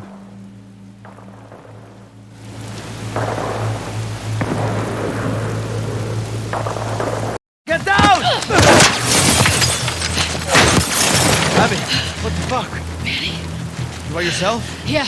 I really like the dynamic between Abby and Manny. This sniper's a fucking bro. Just a couple of bros. A couple of bros. We're supposed to hit the island tonight. Then this pendejo showed up. Tommy's so I sent the cool. guy to call for help. It's so interesting how very few players guessed that this was Tommy right Oh, here. really? Yeah. I need one of those boats. Now. Just because it's been so long and you forget about there's a whole other cast of characters that are on this island, and now these two stories are starting to merge. Right, at first it feels coincidental, like, oh, she just happens on Manny. It's like, no, Manny was targeted. The revelation, it's Tommy. What? No wonder he was so good. Like, oh right, this whole other game that's happening finally collides.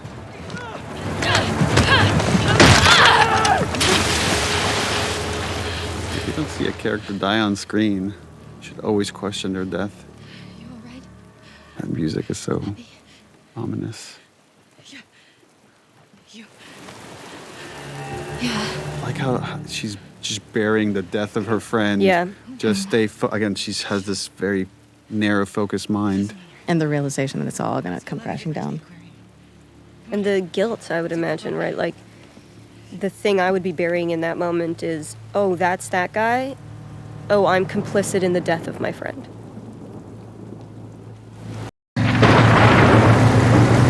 There's another one of those that's, if you were to see the making of it, it'd be so funny because they're like, okay, and wave. And wave. And you'll have to act the physics of the boat. And then later the animators like touch it up. In the earlier days of this game, there were 5 days that the girls were sort of doing their thing in Seattle. And now we're on their territory.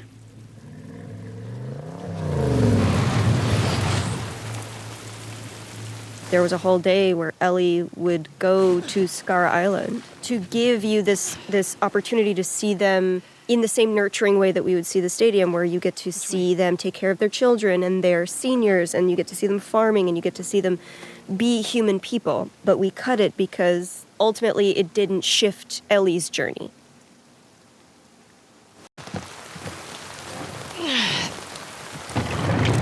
Oh, this scene. This is a heavy scene. Unlike the rest of the game, which is just a comedy.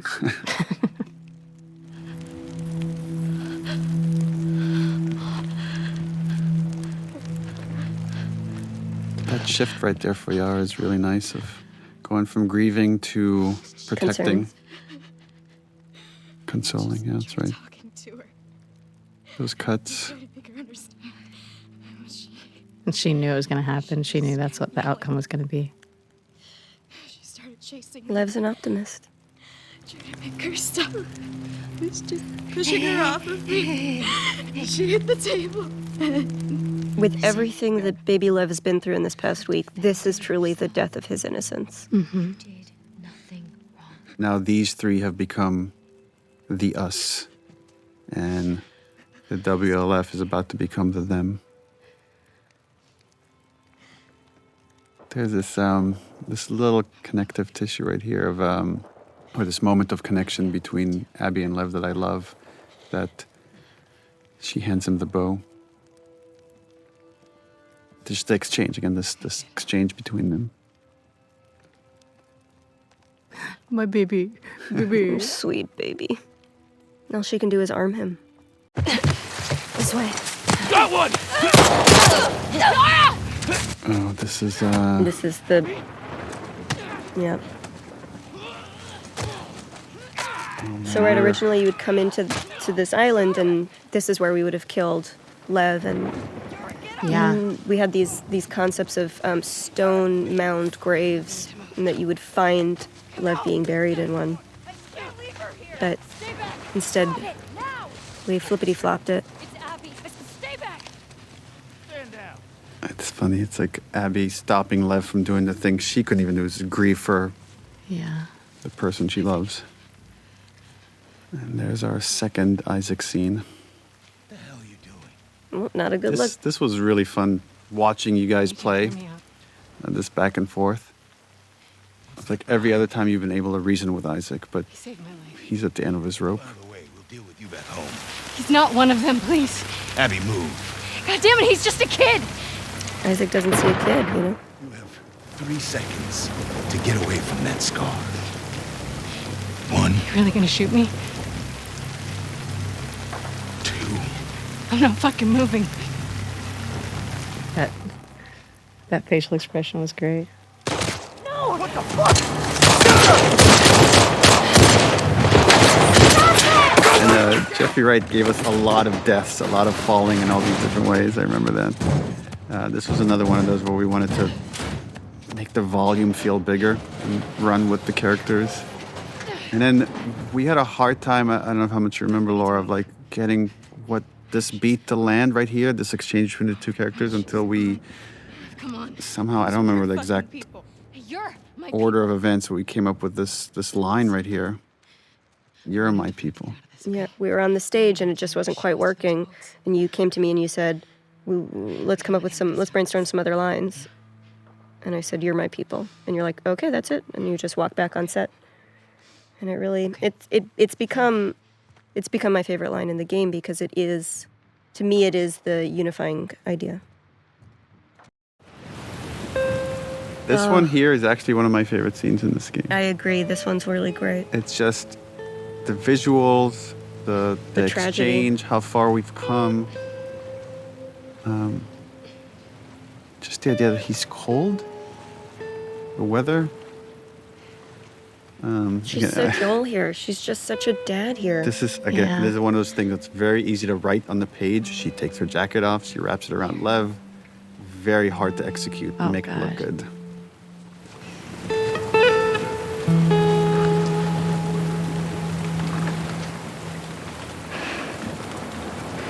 Look how she's looking at him. Well, it's like now she's looking at a small version of herself, right? Yeah. She knows what it is to see your parent dead, to see your world burn, and now she's just got to helplessly watch another person do it.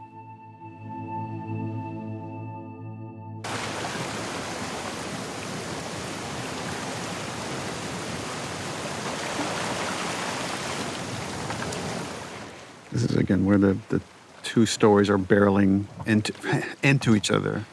And we have a series of losses. I mean, there's this nice dramatic irony. The player already knows what's waiting for Abby inside, and they're like, oh my God, oh my God, Yeah. oh my God. And they're waiting to see how this If they plays out. remember, a lot of people forget. No, But as soon as they see Alice, Oh yeah, Alice is the that's trigger. the giveaway. What can you say to someone that just lost his mom and his sister at the same moment? Alice is the only dog that actually has to die in the game, which was a fun thing during press when people would be like, why do you want us to kill dogs? And it's like, you don't actually have to in any of the setups. They're all voluntary kills, but Alice is the only requisite one. I'm pretty sure we're always careful to say you don't have to kill dogs, but we didn't say you don't have to kill a dog. Dog. The cutest dog that you play fetch with.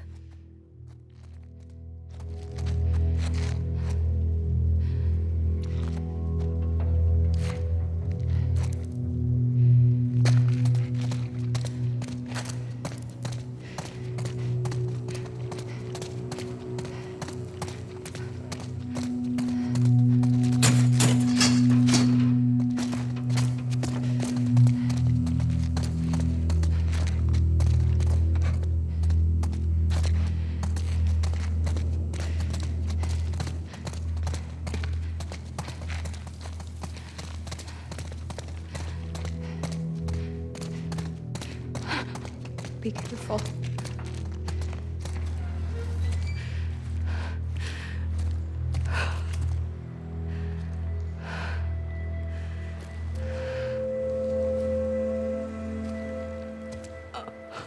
This is, Laura, you make this look very easy, but this is a very hard scene, I think, watching from the outside to act, which is you have to go from grief to pure rage.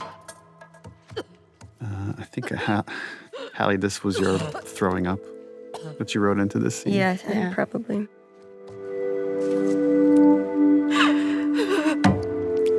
It's such a great visual of how much grief somebody can take before your body just rebels against Yeah. it. This little, the way he says Abby here. Abby. Almost afraid to show her this might lead to the people that did this. And of course, this was Ellie's mistake of dropping the map here in her panic attack. And and the music is doing a good job of just taking you internally into Abby's head.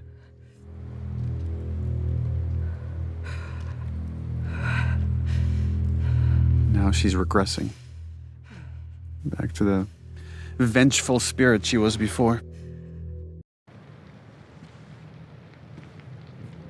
Our main characters collide, or about to collide. I think one of the things that makes Laura's performance here so special is that this character is so hard and so terrifying, but in every scene where Laura is scary, there's also this patina of vulnerability, of fragility that's coming through, where you can feel that she's quaking with rage, but there's so much complex stuff happening underneath that rage. It's really great. You're not bad. It's funny because it's the same way I feel about Ashley's performance. So there's always this. Just that rage feels so real. She's so good too, like fucking one shot. And again, from her perspective, it's Jesse's an NPC. Yeah. He means nothing to her. Stand up! Now! Don't you fucking dare! Shut the fuck up! All right, stop! Stop! What is so beautiful here, or tragic, is that Ellie doesn't get it. Right? What Ellie's about to say here is like, I know why you killed Joel. He did what he did. well, he did it to save me. There's no cure because of me. And Abby's like, what? Not about that. I don't know how much Abby cares about it. It's about her dad. You killed my friends. Like, I showed you mercy. And you wasted it. And Clara's were so uncomfortable here. Like, I have to go up against Ellie now. And this is very much by design. Who is scary. She's wily, but you're beefy. Stay here. Watch the exits. Don't let her leave.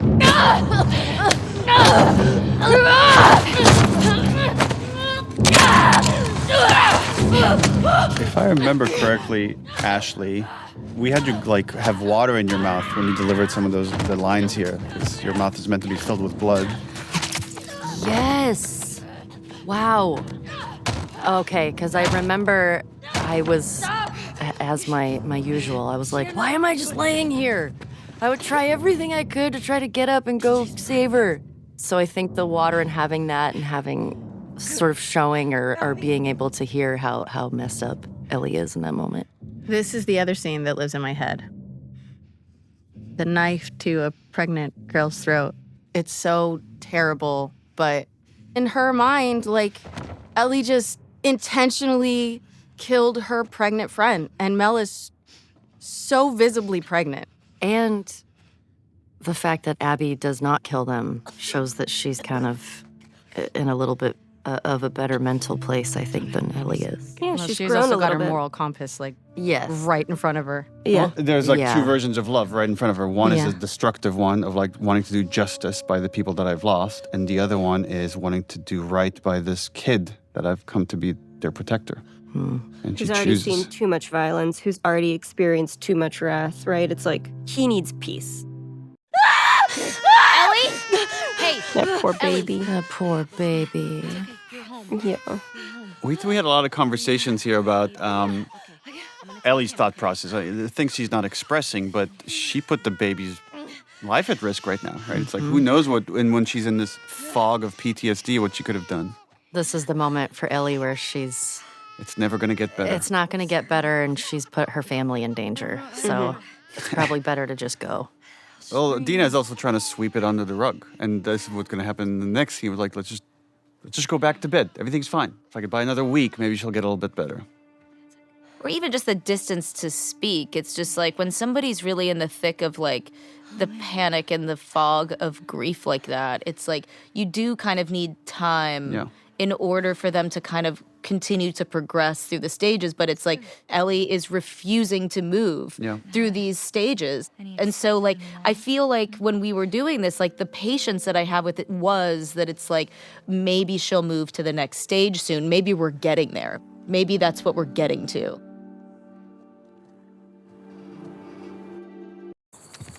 I don't know if we ever talked about this, but we had a whole different version of this part of the game where it was Maria that showed up.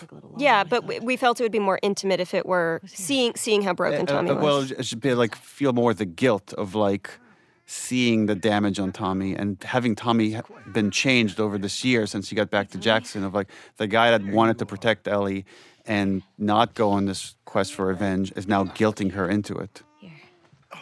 I like that you're coming in late and you're seeing that this man has been very broken, and we're getting a sliver of how the abuse he experienced and the things that he did in Seattle have irreparably damaged him. And he's standing right in front of Ellie, and Ellie is looking at how irreparably damaged this man is, and she's like, yep, let's do that to me too.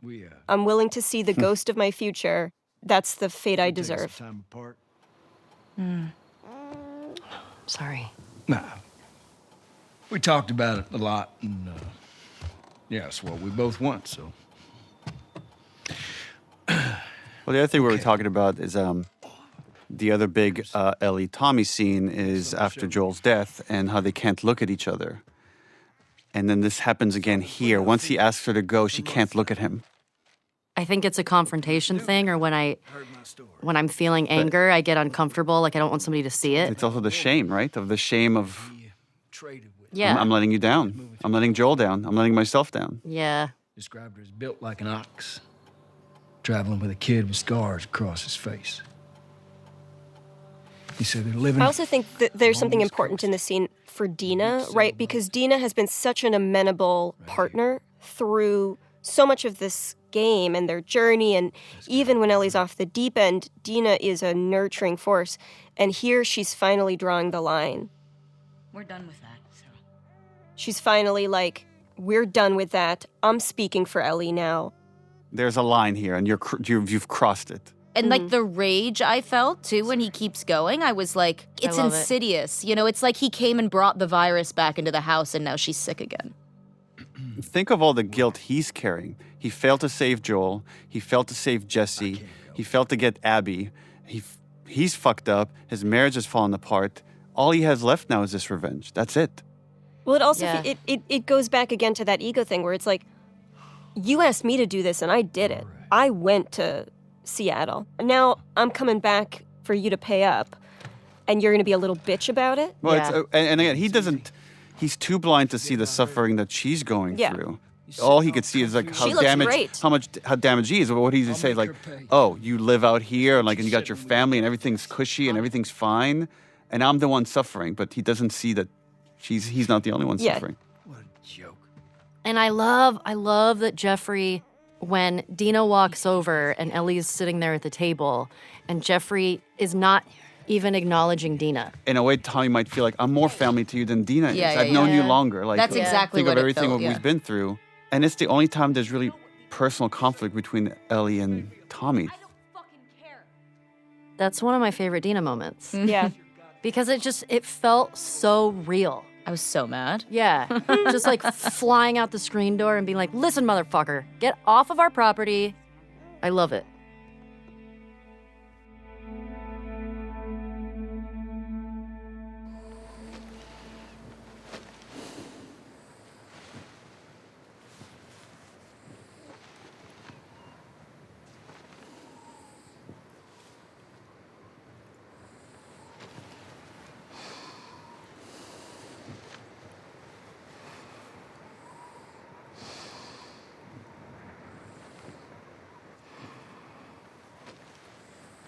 So this was one of the first things we shot for this game. Yep. There's so many characters here. We had to shoot this in multiple batches and then stitch it all together. I did several days just dancing. Yes. Yeah, remember we brought a dance choreographer that spent some time with you, Shannon. Yeah.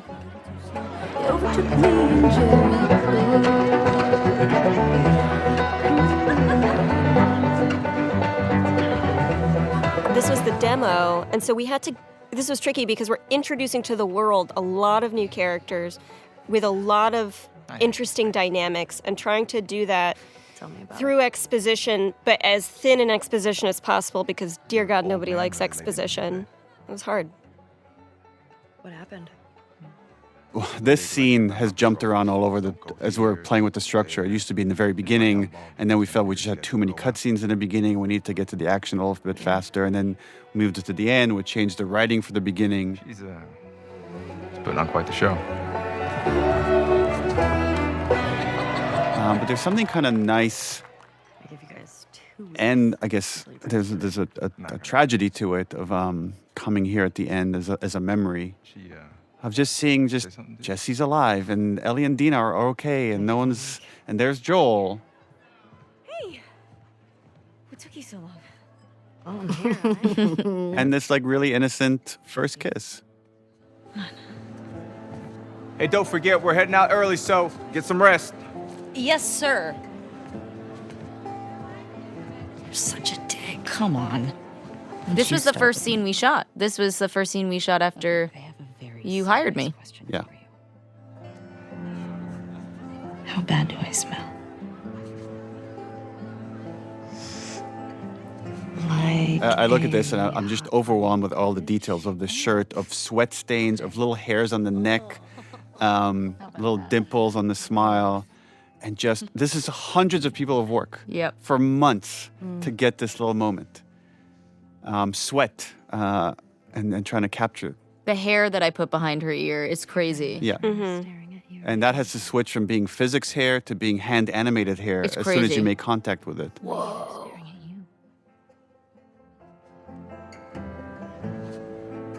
I'm not.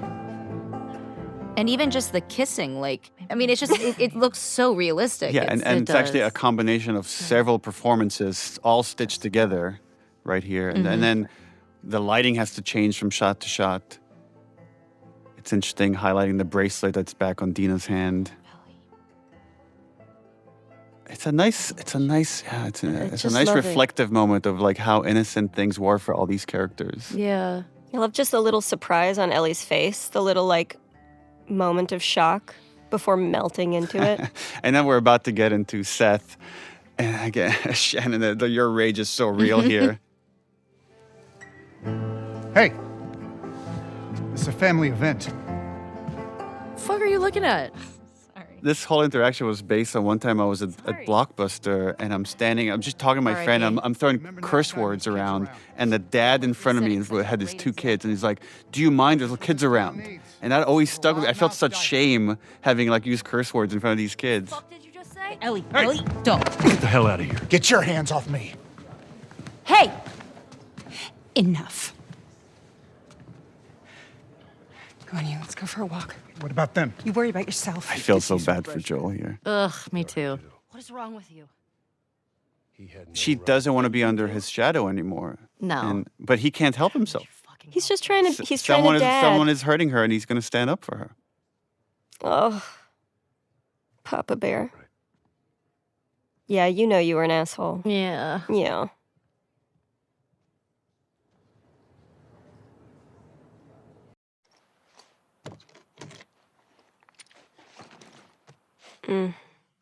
Saddest scene. Yeah, with the first game, right, we're talking about how do you take this obsession of love, of a parent's love for a child, to the end of the line? And then this has the reverse of it, of how do you take hate to the end of the line? Which is also another expression of love. And the engineering of it was that here she has this family that loves her, and it's not good enough because she's letting down Joel in her mind. I love the different energies that you both bring to this scene, where Dina is giving it her everything in this fight, and Ellie just has to shut down. This scene, my God. I was so hard to leave you because you were so upset and so broken and so sad, and I was like, I should, my mom must stay. I'm sorry. I would argue this is maybe Ellie's darkest moment, even though I know where we're going, because this is the choice where she forsakes. This is where she makes the choice. Yeah. And I think she knows there's a very good chance she's going to die on this journey. I guess the thing that we don't talk about is I think she's suicidal. Yeah, I think agree. there's the guilt of what The should have pain is happened too at the loud. hospital. That's why she leaves in the middle of the night. She's not saying goodbye because it's clearly suicide. Yeah. When the pain gets too loud, she's not there anymore. She's incredibly vulnerable, but she's completely disassociated, and there is this absolute rejection of everything that is right. I'm just supposed to sit here and wait for you. At that point, you're not talking to the person that you're in the relationship with. You're talking to the grief. And so it's like the convincing comes into are you even in there anymore? Mm-hmm. Can I just find you for 1 second? And she's just fully gone. Both characters have very clear goals, and then there's an obstacle, and then they keep ratcheting out. Dina just ups the ante over and over and over until the last bit is ultimatum. Even the grabbing of the face. And then she pulls her hands down. Ugh. And that's it. She knows. Philosophically, with this game, what we wanted to do was allow our characters to make immoral choices that the audience would not be on board with. Up until now, we shed some of the audience of, the Nora torture. Some people have issues with that, or certain other kind of violent moments. But here we lose almost everybody. And it is by design in that way of, you're now, playing this thing that you are not on board with at all. You have to keep going. And in a way that does align you with Ellie.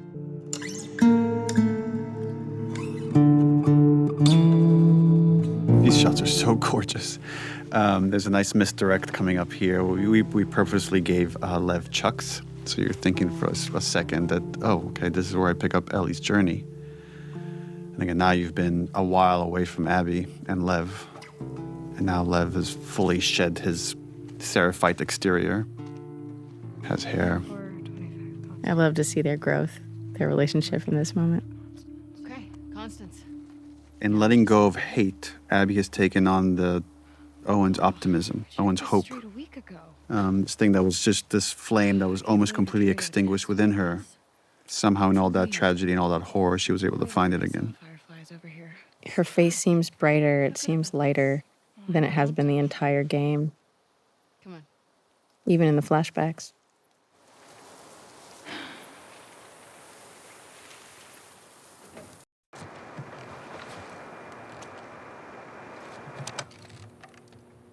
Is this frequency currently in use?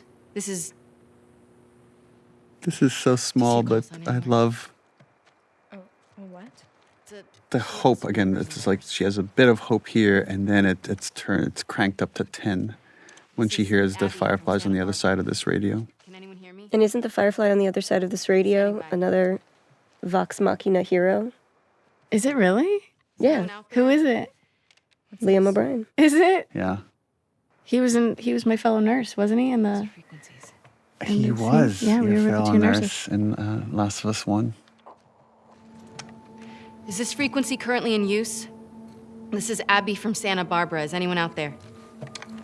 There's a nice reaction here that Lev has to Abby's, again, singular obsession of now finding the fireflies. And he's ready to give up. Can anyone hear me? Hello? And she keeps going in desperation.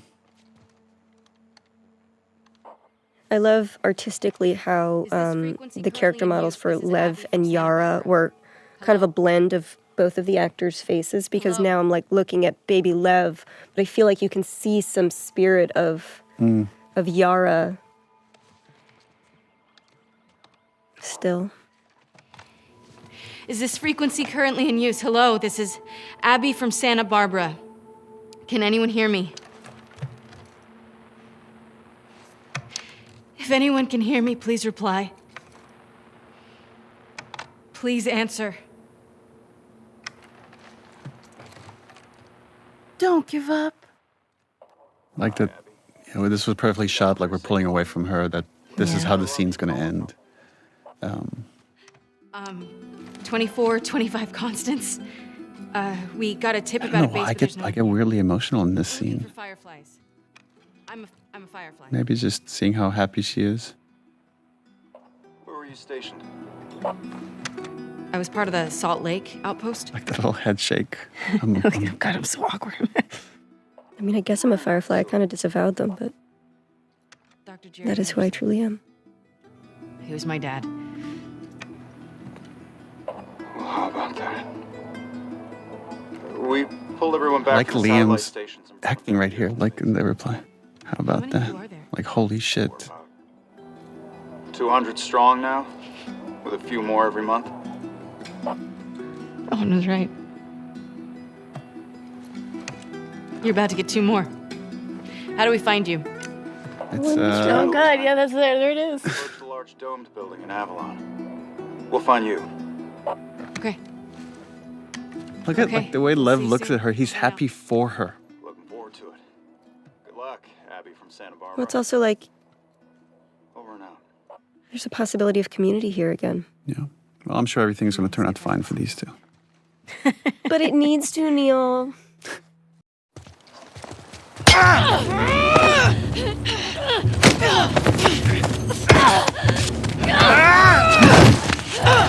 Here they get ambushed by a new group, the Rattlers. The Rattlers are the worst people we've encountered in the game for both practical reasons, which were we want you to get to see Ellie at her most vicious, most violent. We want her kills to feel brutal and justified. And we want to feel like Abby and Lev, were they not saved, would have died. There's also, with this group, wanting to make them really awful, to play a little bit with tropes and structure and misdirect the player, that in a lot of these stories, You have these two characters that you're rooting for against each other, and then there's a really evil force, and you see them team up, and they're going to work together to defeat the bad guys. And that's not how this plays out at all. That always felt a little too cliche, and I don't know if it really spoke to the themes of what we're trying to say here. But we wanted the player to think that's what's going to happen.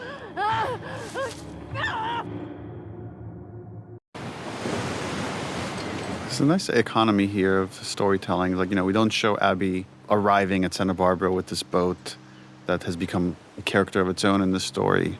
And we're just here with Ellie, picking up the tail end of their journey. There's also like a really interesting note here from Abby.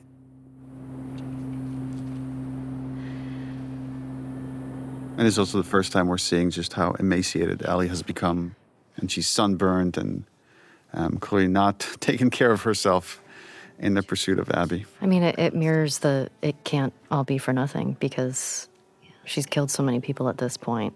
If she stops, that all is just for nothing. I really like the parallel of the first game of her wanting to see things all the way through with her stubbornness, even though there's a part of her that says this is not the right thing to do. Yes. Nice mirror here of the injury that Joel had in the hospital in the first game. We're constructing this. We wanted to injure Ellie badly. So again, she's choosing the pursuit of this thing over her own health, that she will likely die if she sees this all the way through. I would argue she is dead already. Doing this upside down hair was such a pain. Because they have to, essentially, you can't just move the hair upside down. You have to remodel the whole thing.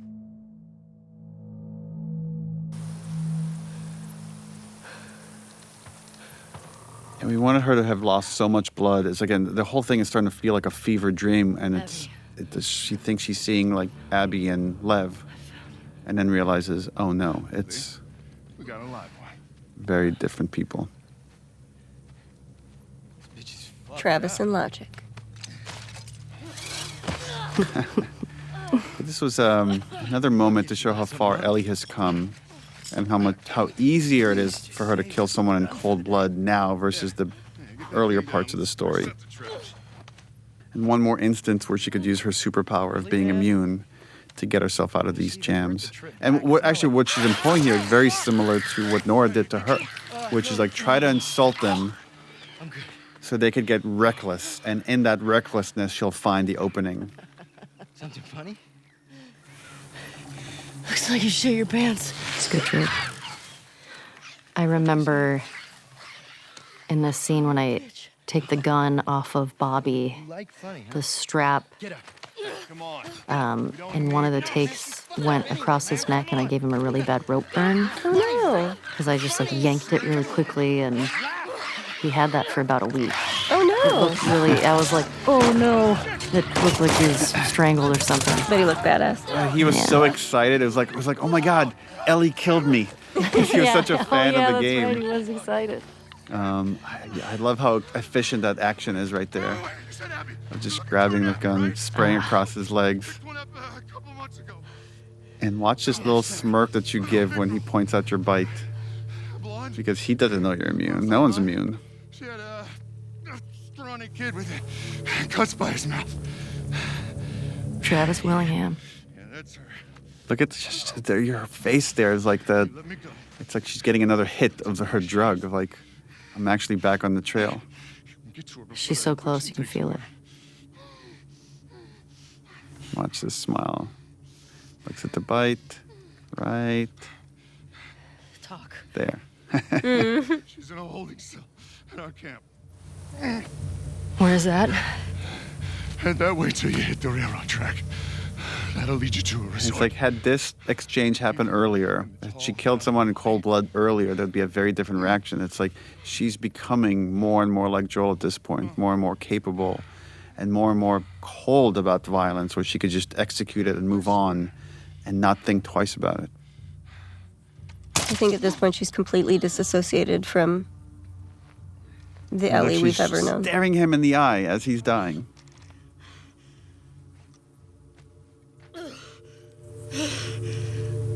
And just a hint that the injury's getting worse and worse. But again, she's not going to stop. She can't. Not yet.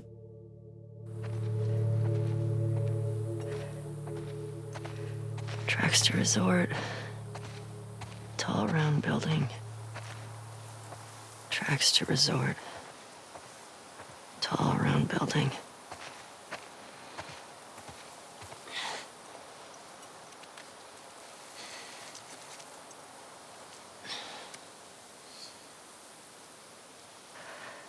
Fuck.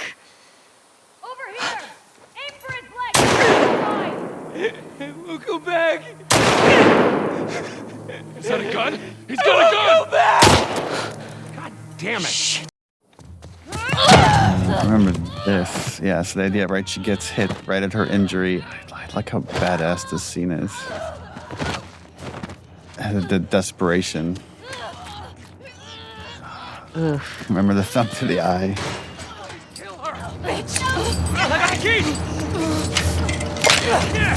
This is Matthew Mercer. Yeah. Oh, yeah.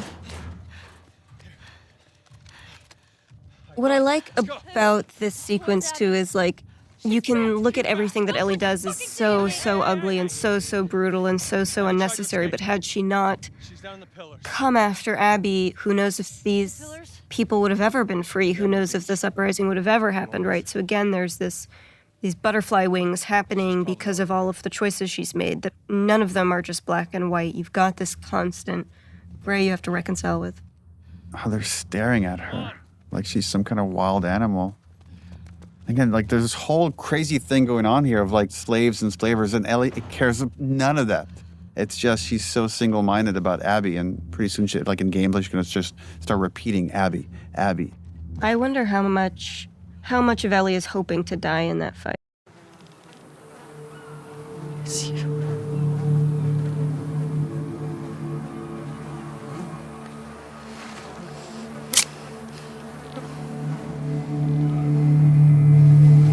But I love how surprising the speed is, right? It's like you keep moving towards this idea of this fight, and the whole way you're like, Ellie, you're too fucked up. Don't do this. Don't face Abby. We know what she's like. And now you come to this absolutely wrecked, frail.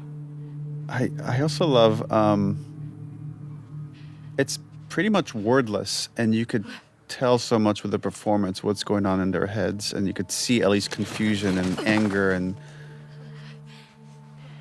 sadness for what she's witnessing. Yeah, it's hard. It's like finally the prize is right there, and now it just doesn't feel as satisfying.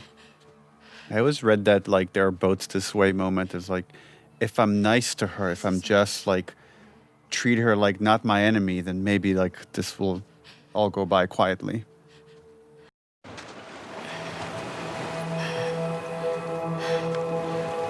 To me, this is a really nice mirror beat of Joel with Ellie, Joel carrying Ellie, right? And so you have that invocation, and Ellie just has to watch it, has to watch this embodiment of somebody who represents every good part of Joel.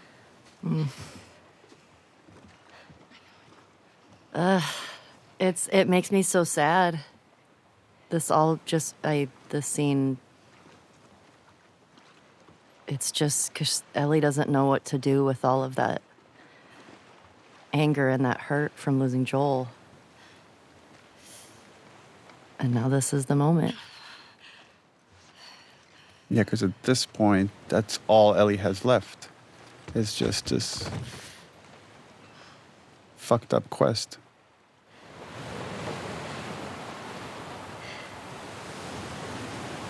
Yeah, imagine having that image stuck in your head and not knowing how to get rid of it.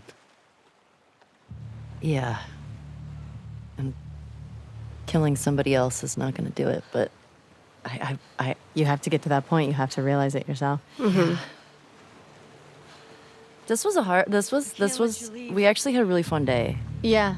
As hard as this scene was, and it's so funny doing this with one of your best friends, of just like fighting each other pulling her hair, being like, "Get out of here, let's fight! Kick me!"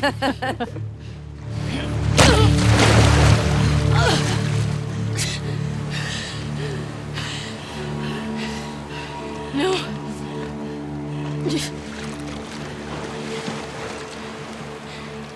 I'm not gonna fight you.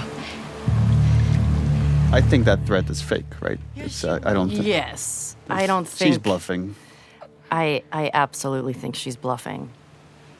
Really? Yeah. Yes, but I agree, but what would have happened if Abby was like... No. No. Like, I feel like she still would have pushed that... I would think she would have pushed that knife in. This is great that there's all these different interpretations. That's 'cause so cool. I don't think she would.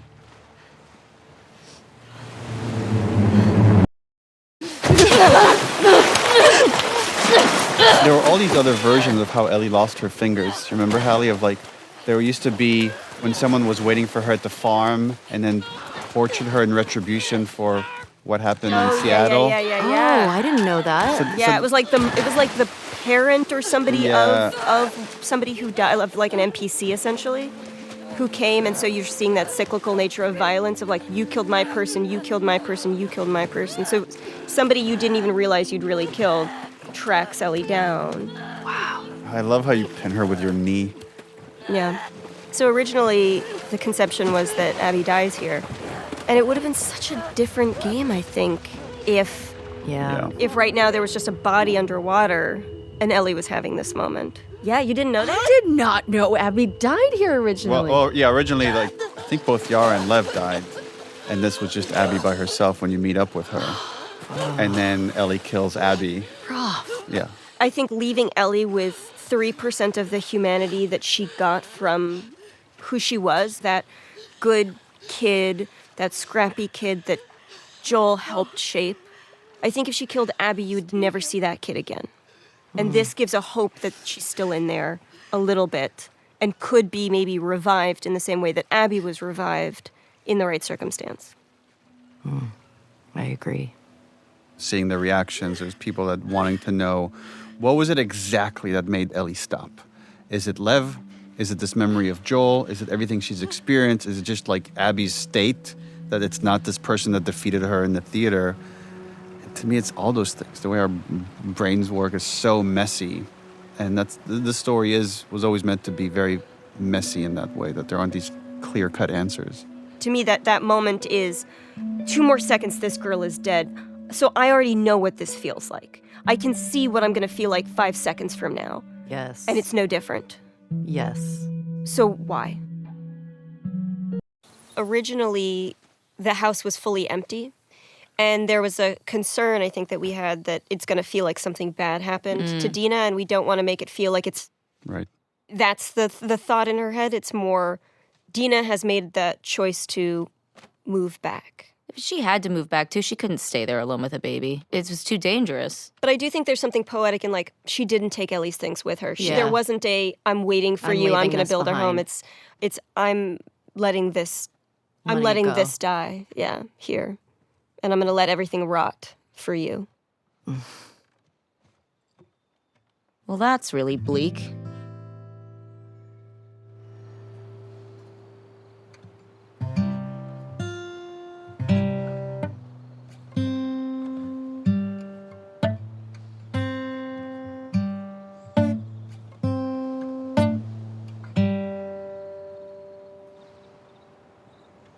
Yeah, we wanted to create a metaphor for the unintended consequences of pursuing justice at any cost. And here we get to feel it of this song that means so much to Ellie, she just can't play it anymore.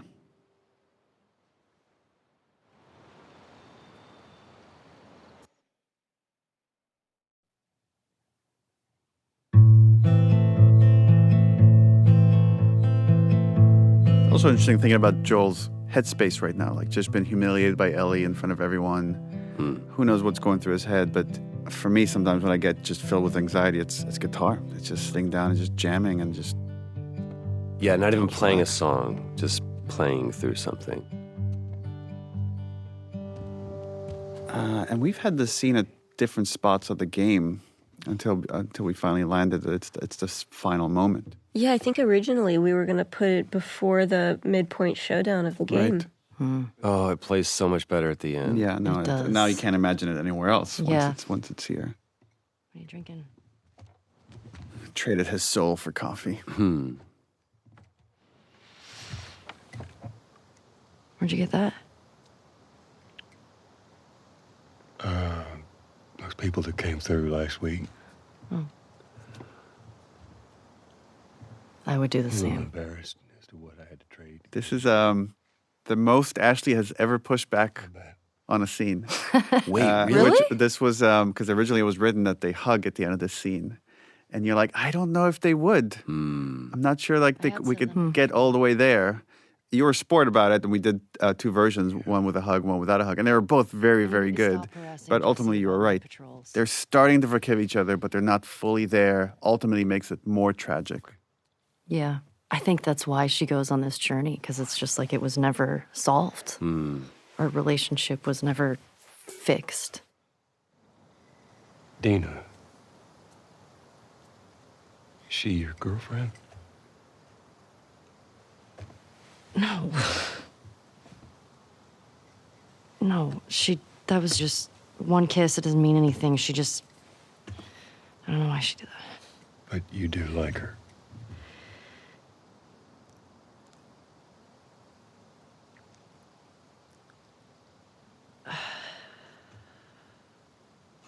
They just have like a father-daughter moment. Just this exchange about this crush that she has on this other girl, and Joel telling her like she would be lucky to have you. Again, he has unconditional love for Ellie, and that's what drives her mad. It'd be so much easier if he was just a complete piece of shit. Oh, That yeah. you could just forget about him. Yeah. But you can't. I mean, that's what's hard. I mean, she knows that he cares, and she knows that he does love her. I was supposed to die in that hospital. I also love that you My life bring it back fucking to mattered. we're talking around the thing that we need to talk about. You took that from And me. you doing all of these gestures to try to make it better is not what I want. I'm going to bring it back to what the issue is, and that's I should have died in that hospital. I also love watching. When do you both decide to make eye contact? Oh, right, interesting. And it's like right here for I watch at the end of this statement for emphasis. All eye contact. Because I am dead serious. I don't care the cost. I would do it all over again, even if it means I'd lose you. There is something to be said for your writing in this, which is I would do it all over again, and I would do it all over again. Walk the knife's edge of meaning, because there's one that is repentant and there is one that is resolute.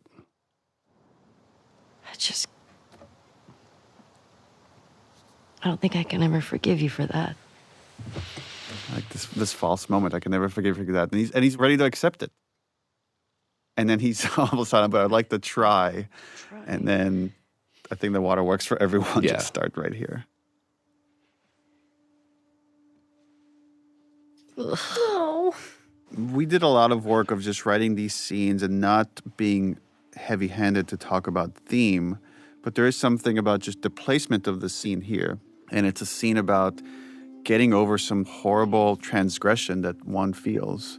Because there's other things that are worthwhile in this world than just kind of living in this resentment next to the moment where Ellie decides to let Abby go. And whether she fully forgives her or not almost doesn't even matter. It's just she knows there's other things in life that are more worth putting your focus on.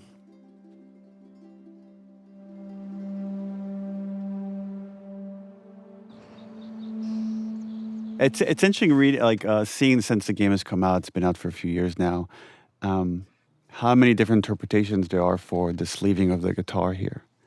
Whether it's she's fully forgiven Joel, or whether she's fully forgiven Abby, or whether she's willing to move on, or whether she just doesn't want to be under Joel's shadows anymore.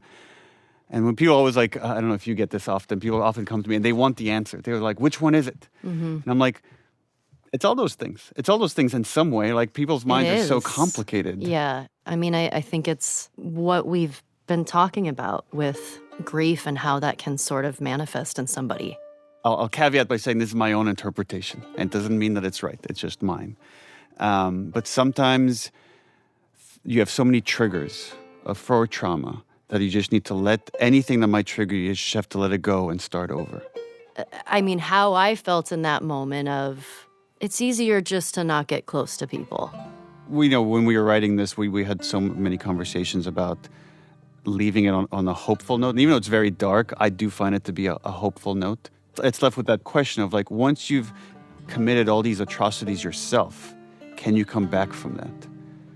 And we saw that Joel was able to, and then maybe Ellie could as well.